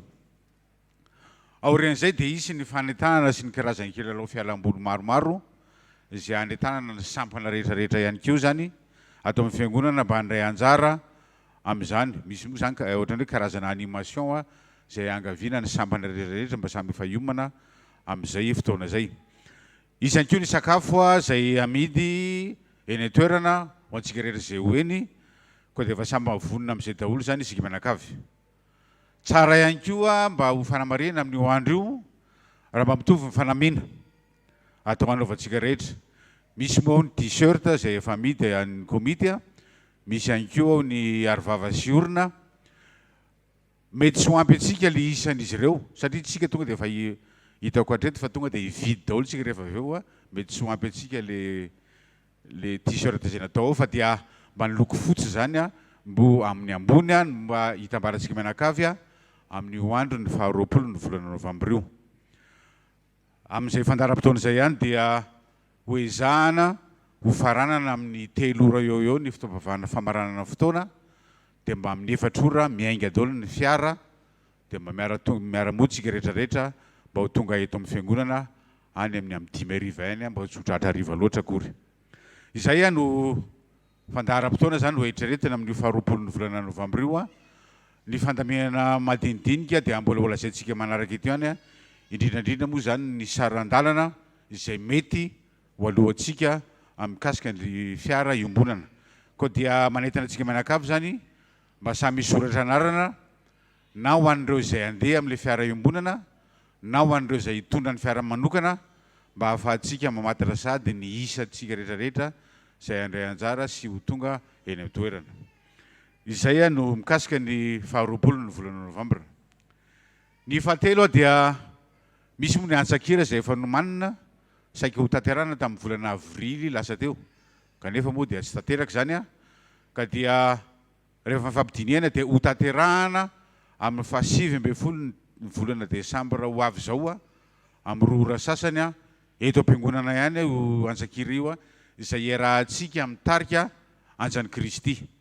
Ny karatra fandraisana anjara zany dia efa manomboka amin'ny herin'ny androany dia efa anomboka ho zaraina sy amidy amintsika mianakavy. Ny fanasana dia ho 5,000 ariary, ny billet-tsotra kosa dia 3,000 ariary.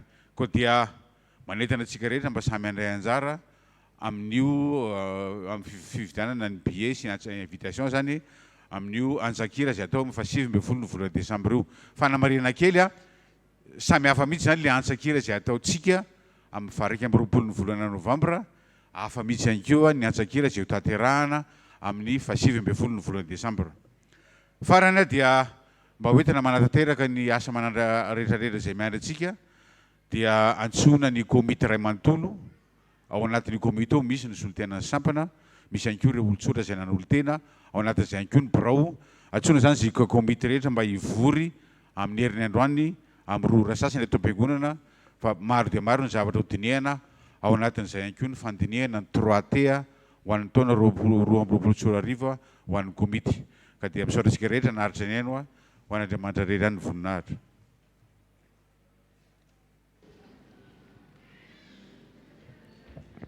Mbola mitombona antsika rehetra ny fahasoavan'ny Jesosy Kristy tompontsika. Fivelena ho antsika ny nahavitan'ny fanamasina fanambadiana rehetra antsika Razafindrakotina sy Edy Gabriela asanao izy ireo. Raha kotiny rinona ny tenena sy Randimson misy Arso Gastina ary velana ary izy ireo mbaravarana izy ireo mirarso sy mivavaka anareo ny fiangonana. Saora tompo. ho amasinina fanambadiana amin'ny heriny Rakotoson solofony aina Tintsosy Andrinarjona Antriniony Diana ria milan'ily zareo mivavaka nareo ny fiangonana. Raha le voatsy oarana nomena Andimby Odas Samuel sy Razana Moria Jeanne Severine reo izy ireo dia mivavaka nareo ny fiangonana. Misaotra tompoko. Andray sakramentany batisa ny zazakely indray ny arivo Manda Maël tolotry ray aman-dreniny indray ny arivo Tojo Ratsimbazafy sy Rakoto Malala Elodie Faniry. Ato izy ireo dia mivavaka nareo ny fiangonana. Ny zazakely Rakoto Joely Nandrasana Josia tolotry ray aman-dreny Rakoto Joely Nandrasana Salamo sy Rajery Arson Rindra Nantenaina. Ireo izy ireo dia mivavaka nareo ny fiangonana. Misaotra tompoko. Misaotra ny fiangonana tsika i chapelle militaire Ivato nanokatra tamin'ny maraina teo ny fankalazana 20 taona ny mahampitandrina sy 12 taona ny arahana nanompo tahaka atsika.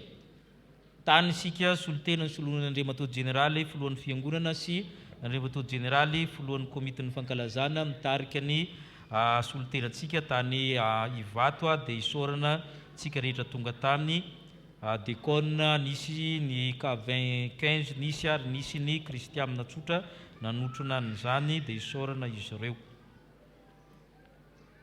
Araka ny fatatsika eto amin'ny fiangonana ny reny fiangonana tsy dia mitady vola fa rehefa mitady vola izy dia ho amin'ny fampitaovana sy ny asa goavana. Misy filana eo amintsika ao vidéo projecteur izay tena miasa tokoa izy io amin'ny sampana rehetra tafika masina miasa be amintsika. Ka raha misy tsika malala-tanana ifanampy amin'ny bureau amin'izany dia raisina an-tanandroa. Raha misy koa manana na trano tsy dia miasa nataka an'izany afaka tolotra atao fanomezana fa tena ilayntsika ny vidéo projecteur amin'ny fiofanana rehetra ataon'ny fiangonana. Ka dia afaka mandray anjara amin'izany tsika na amin'ny fifidianana na amin'ny fanomezana.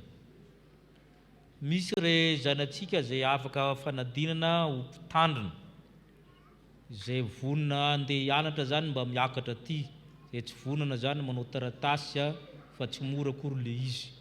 Miakara aty izay vonona amin'le afaka reo mba ambady raha manambady.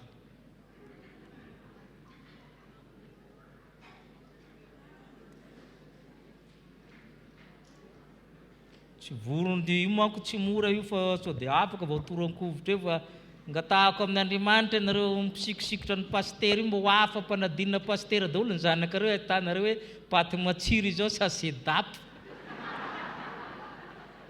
asitehaka ho azy ireo.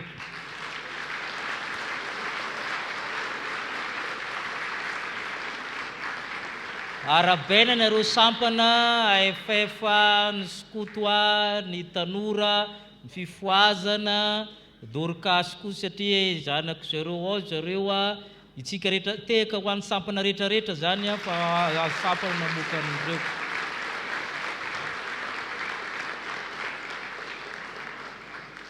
Tsy mora akory ile ty niakatra teo mitodia ty hoe ianareo vadinao moa izy io anaraka ianao sa tsy anaraka pasteur io izy ny lohany ao fa tsy hoe dikinao rangah hoe za lohan'ny tokantrano. Ary lesany anankiroa ero tsara le fandehany any fa tsy ny sipa rehetra akory mazaka pasteur. Tena marina zany ny sipa rehetra zakany pasteur fa tsy ny sipa rehetra mazaka pasteur. Ero tsara rehefa tsy anao dia mipitsika zay le fandehany. Tsy mora akory no miandry aminy. Dia isy vavaka ho an'izy ireo dia ampiomanana ny braon'ny fiangonana amin'ny solotenan'ny sampana ny mpitandrina mivady avy zany ny filomboninahitra hiaraba azy ireo. Tsangana isika fiangonana. Misaotra anao zay Andriamanitra manolotra reto vokatra reto ianao ny antso fa tsy mba izahay. Ka ianao Andriamanitra nanomana azy ireo amin'izany fianarana izany. Misy ny etan-toerana, misy any Mandritsara, misy ny any Ambatondrazaka. Ianao Andriamanitra hitantana hivimbina amiriny banga koa amin'ny fianakaviana kely ilaozan'izy ireo mandritra ny 3 taona ny 4 taona tia Antananarivo. Ka ianao Andriamanitra hitantana dia io koa izay fiangonana ifanoana hivavaka ho azy ireo ka no Andriamanitra no atotosany fiomanana azy ireo mba hivoaka ampitanina soamantsara izy ireo ny aminaran'i Kristy Tompo. Amen. Mahazo toerana isika fiangonana. Marina fa tsy nisy fiangonana na afaka telon'iray mipoaka zany fa roa ihany matetika misy fa Andriamanitra moa manana izay tiany antsony dia nalasala be tany mihitsy zareo telo ireo dia izay mahatonga azy tsy maintsy nisarana satria efa vita délibération dia fatotra hoe chapelle militaire ampahabe daholo izy ireo ka dia manasa antsika ray aman-dren'ny mpiangonana zany sy ny solotenan'ny sapany arahaba azy ireo.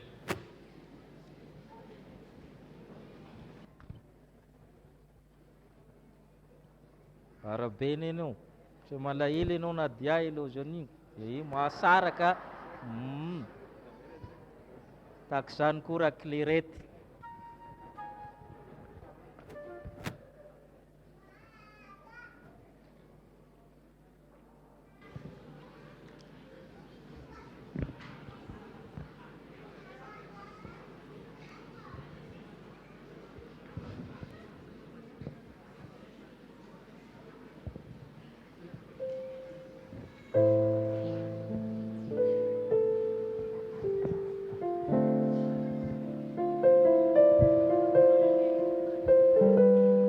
Itsika rehetra mahafantatra ny toetran'izy telo io dia misy toetra imbonany. Raha mahatsiarina ireo dia bedoika daholo izy telo ireo, fantatra tsara ireo, famody tsy miteny fotsiny le ray. Ka eto ampiasaina amin'ny zavatra tsara amin'izay le bedoika.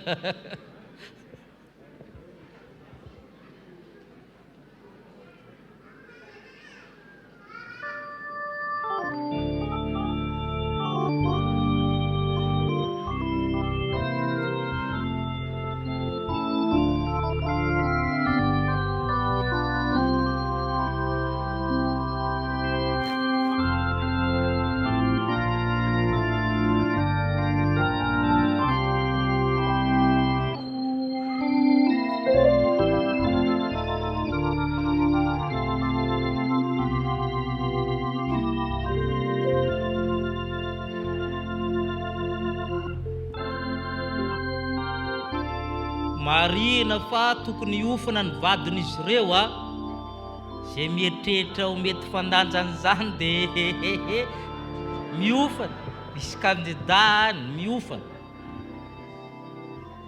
Mbola misy amin'ny pasteur Daniela io mbola célibataire tokony hiofana koa miofa ny vady dia anisan'ny hery lehibe amin'ny fanompoana mampitandrina ary ny vady mety anakorotana ny fiangonana io. Ny anahy io fotoana am-piangonana io tsy vitako raha tsy teo ny vadiko, asio tehaka ho an'ny ramatoa.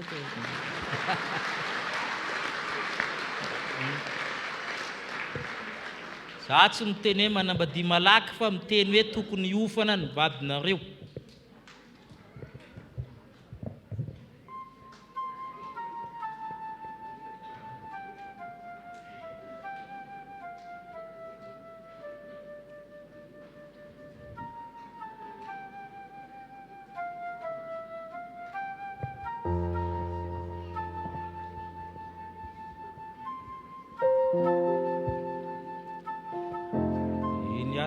Dia misy teny fohy ataonareo zany satria vojonjena le fotoana zany satria izy ireo 22 octobre tokony efa any zany indraindray varimbarina sao dia misy teny fohy ataonareo malakilaky fanaraka nareo mankary zay fotsy volo zany miteny. Narabantsika rehetra amin'ny anaran'ny Tompo tsy dia misy hoe resaka lavabe moa izany fa izy zany dia antso zany le izy. Izahay ireo dia nisy zavatra nasehon'Andriamanitra foana tao amin'ny fiainanay na dia tsy miteny ary izy roa ireo fa misy karazana antso, misy tsy ampoizina zany le izy fa ianao ihany no mahafantatra anazy ary izy tsy fantatry ny olona. Ho anahy manokana zao efa fantatro fa vao manao andreo mandeha dia afaka satria efa fantatro efa ela le izy. Fa zany tsy nentina maly misy ankizy ihany moa miany aty hoe izay lahy tokony hanao an'izany nefa le izy efa vahoamany efa ela le izy dia ho an'ny sasany izay mbola tsy miroso tsy voatery paster ihany akory fa be da be ny antso valio ilay izy a fa faizin'Andriamanitra anao raha vao tsy mamaly an'izay zavatra izay. Saotra tompoko. Ary efa pasipastera kely sady le ry. Soary tompoko mahazo perana.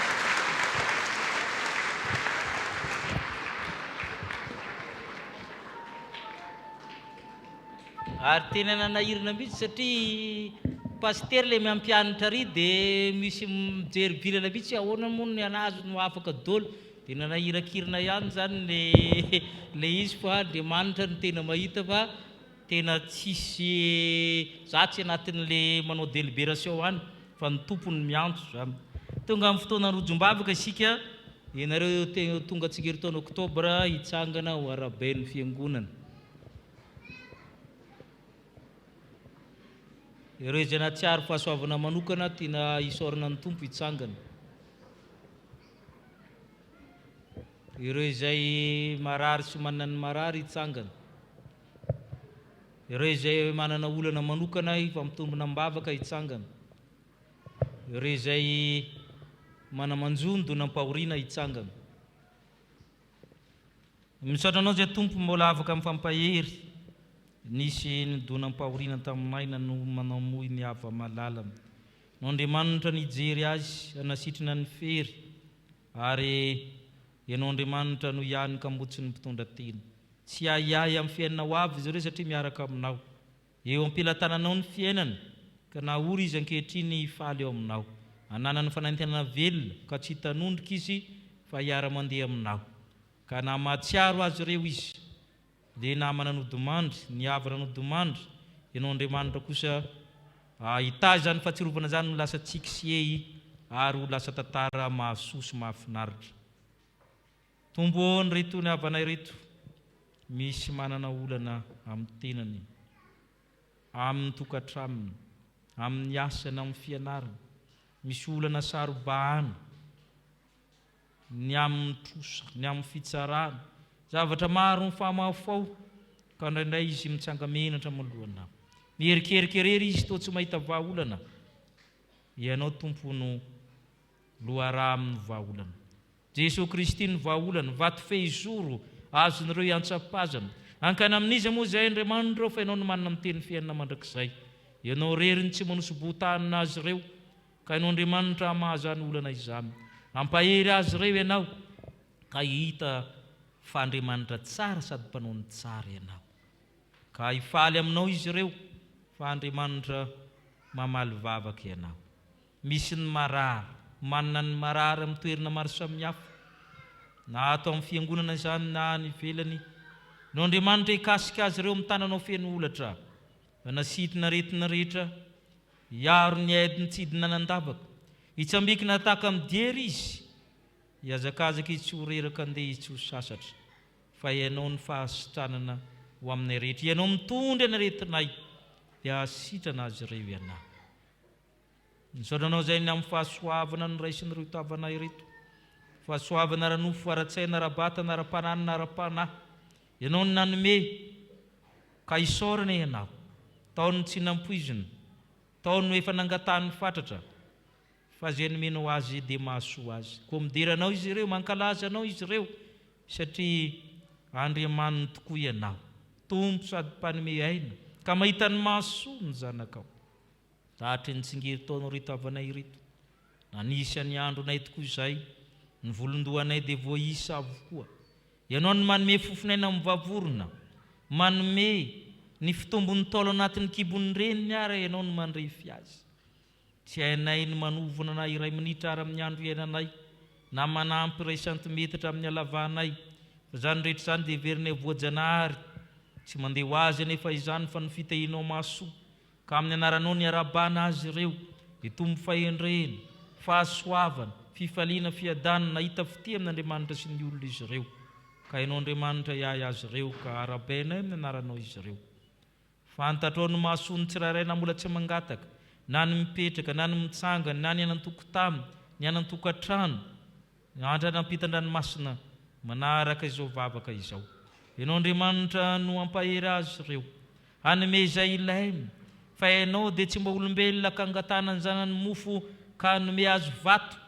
Angatahana ny zanany azan-drano manomemena rano na maingoka fa ianao dia mahasoa mofonay na rano velona ko omeo anay izay mahasoa anay tsirairay avy eo ambany fahasoavanao indrindra ity fiangonana ity no Andriamanitra hita ny tompony andraikitra rehetra ary misaotra anao izay ny amin'ny vokatra maro samihafa ataonao amin'ny fiangonana ny tafika masina ny fanorenana fiangonana ny asan'ny sampana indrindra fa nitetika asa izay teti-bola tetika andro izay efa joro ankehitriny tahinao izany tahiro iray aman-dreniny ara-piangonana izay niara-mitaizanay teto amin'ny fiangonana mba milamina izy ireo amin'ny fisotroan-dronono amin'ny faneritserana amin'ny fianakaviana misy ny mbola manana didy amin'ny firenena amin'izy ireo ianao Andriamanitra hitatana azy ireo tsirairay avy ananany andro lava koa iarahana amin'ny faly anorotoronanay hevitra ka anao Andriamanitra ombanay fahasoavana nampy-fahasoavana ny atafinao ny mpikaminaritra amin'ny fiangonana ity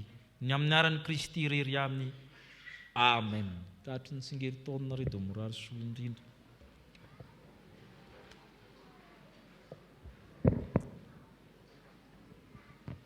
iroso amin'ny rakitra isika eo ny fikambanana katekomena ny vetso ny foloalindahy ny antsan'ny foloalindahy sy izay rehetra afaka hira ao anatin'izany rakitra izany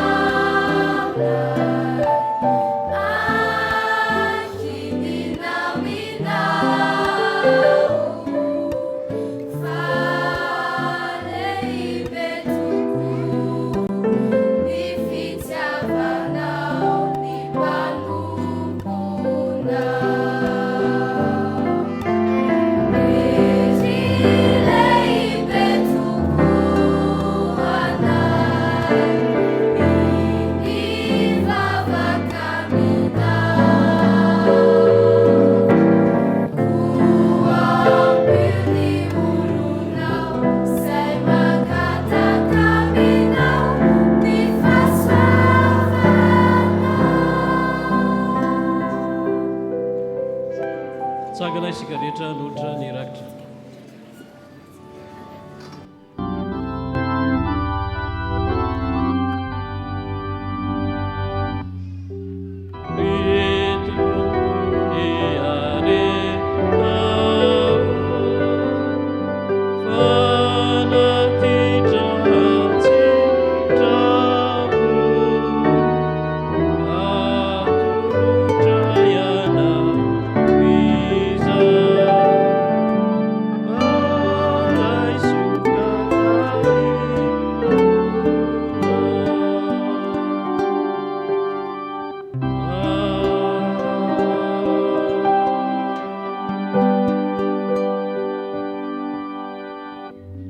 Andriamanitra sikariavana noho ny fahafahatsika niatrika izao fanompom-pivavahana izao.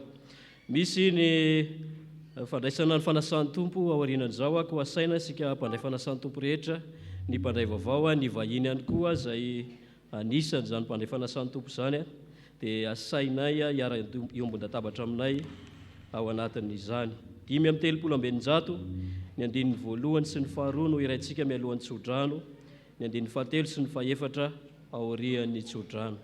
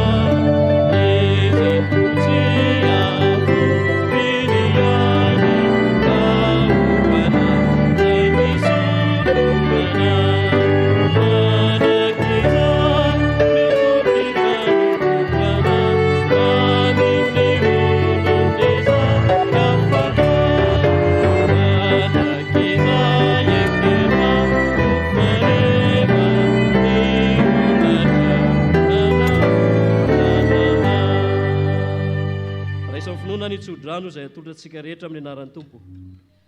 Fa Andriamanitry ny faharetana sy ny finonana ny ampiray hevitra anareo araka an'i Kristy Jesosy, mba ho saina ray sy vava iray no iarahanareo mankalaza an'Andriamanitra, Rainy Jesosy Kristy tompontsika.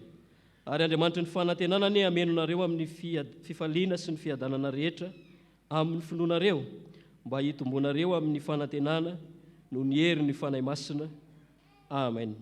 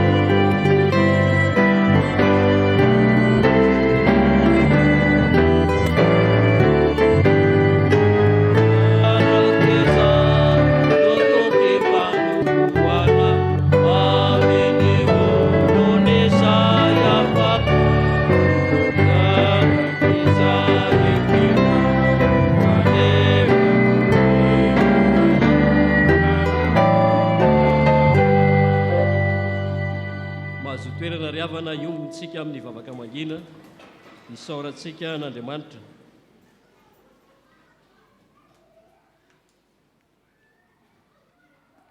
Fa aoka ny olona mantatra ny tenany dia aoka izy hinana ny mofo sy sotro amin'ny kapoaka. Ary ho an'ny mpanjaka tsy manataloha, tsy mety maty, tsy hita, dia ho an'Andriamanitra tokana ihany ny laza sy ny voninahitra mandrakizay, an'Andriamanitra irery voninahitra amin'ny anaran'ny Ray sy ny Zanaka ary ny fanahy masina. Amen.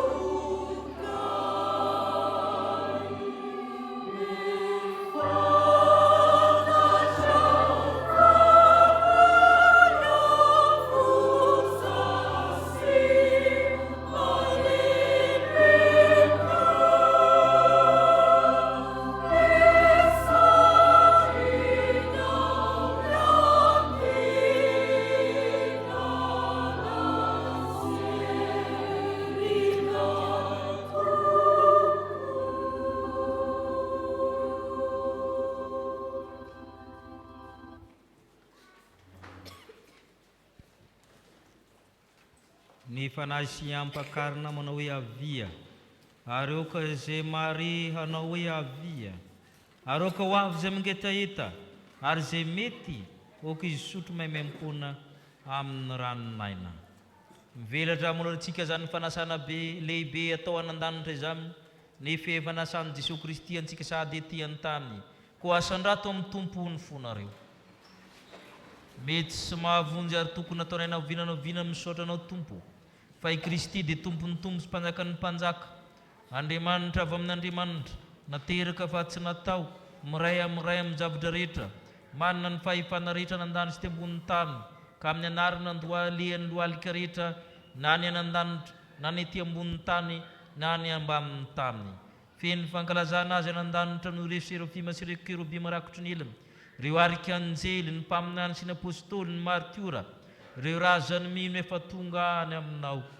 Koa mahita amin'ny tavan'ny zanak'ondry izy ireo ka mioby, izay koa na dia mbola ety ambon'ny tany aza, te iray feo amin'izy ireo, ka omeo alalana izay ry fanahy-masina mba hioby sy ankalaza anao hoe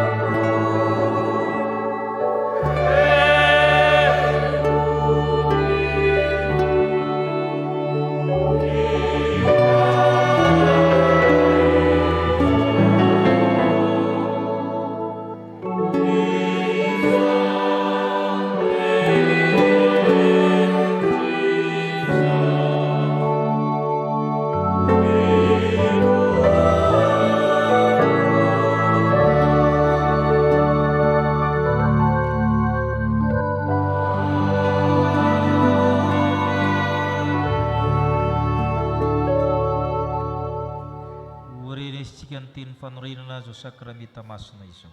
Fa i Jesosy tompo tamin'iny alin'iny izay namadiana azy dia nandray ny mofo ary rehefa nisaotra izy dia novakiny ka hoy izy manao hoe raisy ho ano ity no tenako izao nataovy ho fahatsiarovana ahy.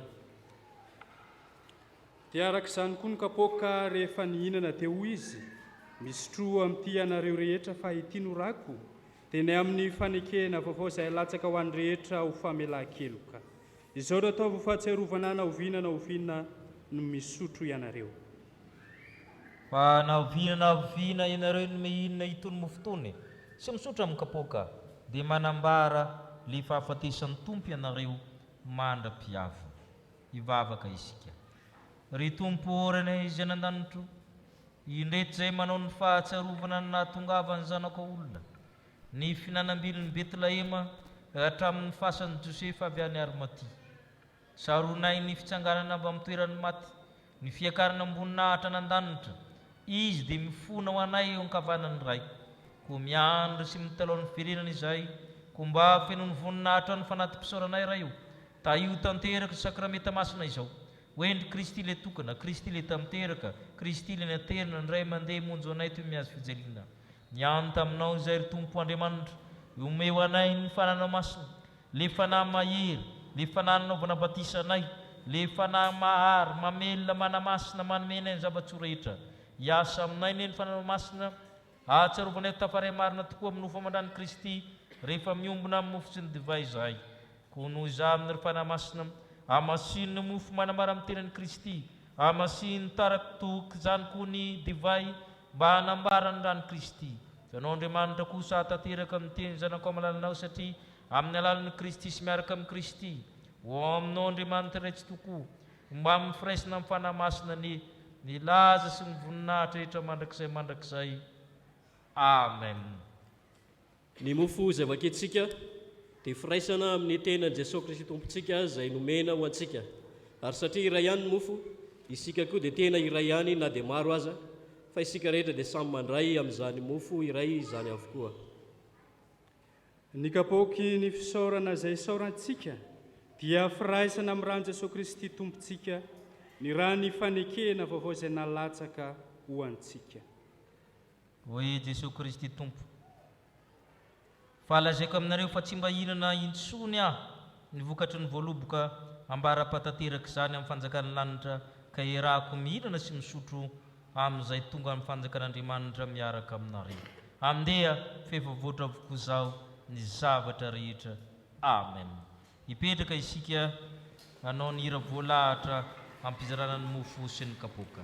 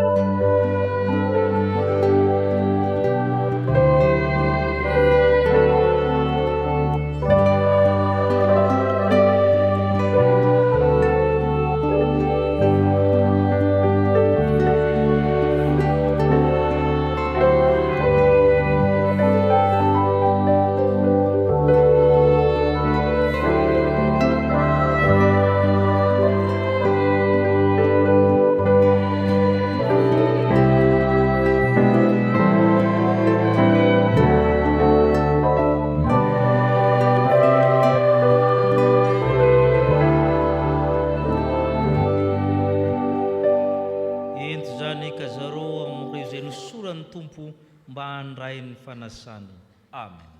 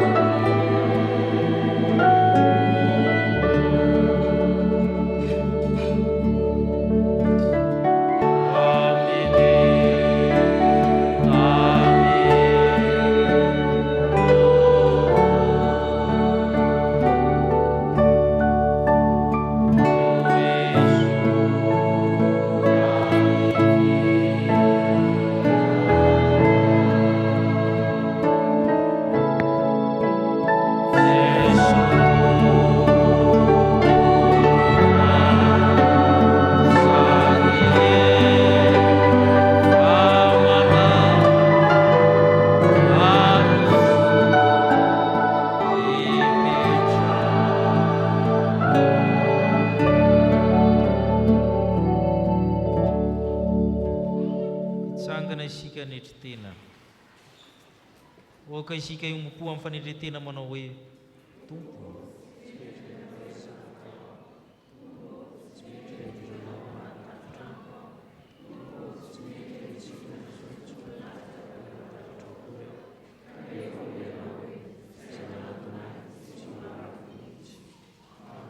Ny mofo hoaninay ry Jesu.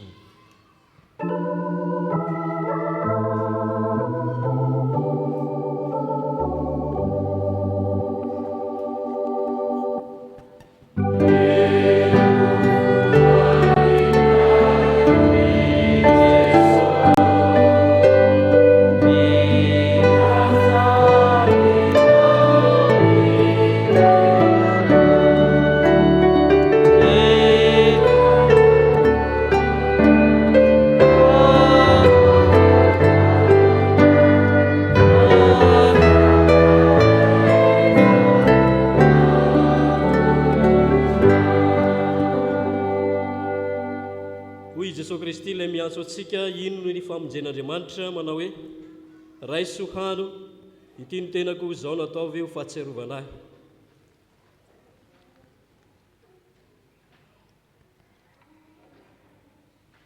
Misotro ny divay zahay izao.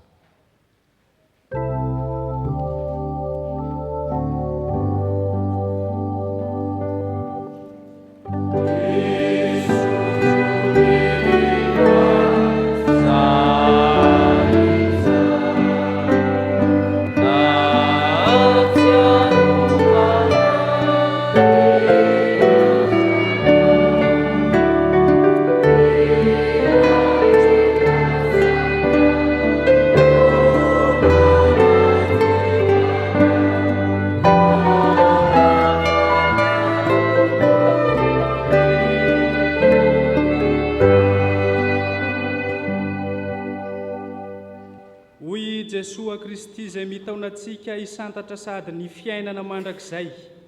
Sotroinareo rehetra ity fa ity no rako teny amin'ny fanekena vaovao izay latsaka ho an'ny maro famelan-keloka. Izao nataovy fahatsiarovana na ovinana no misotro ianareo.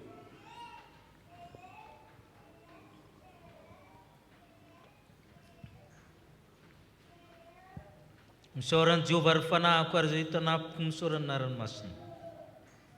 Misaoranao izay tompo efa nandreraka izay mety ho sakramenta masina izao. Any mpanava boky izany ary sakafo mifanjakany lanitra izay iainanay sahabo ety amin'ny tany. Misaotra tompo. Amen.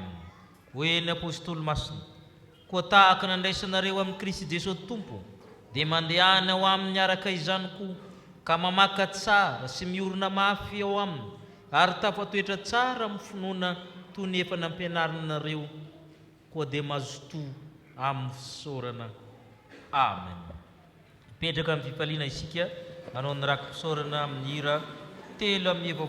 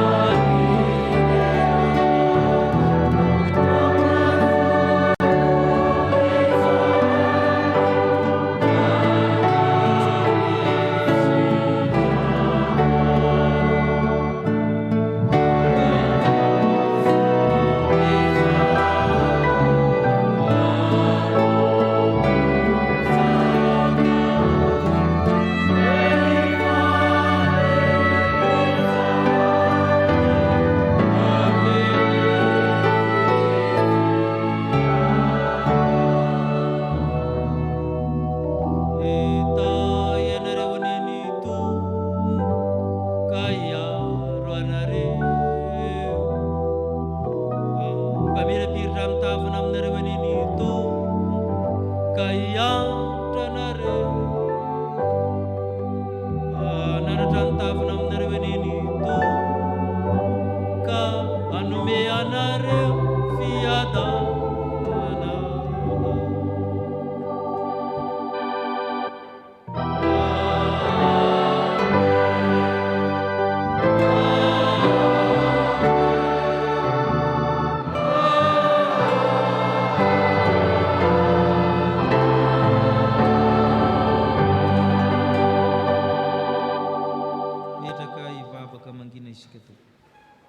Ho an'Andriamanitra irery ny voninahitra amin'ny anarany ary ny fananana dia mandehana amin'ny fifalian'ny tomponareo.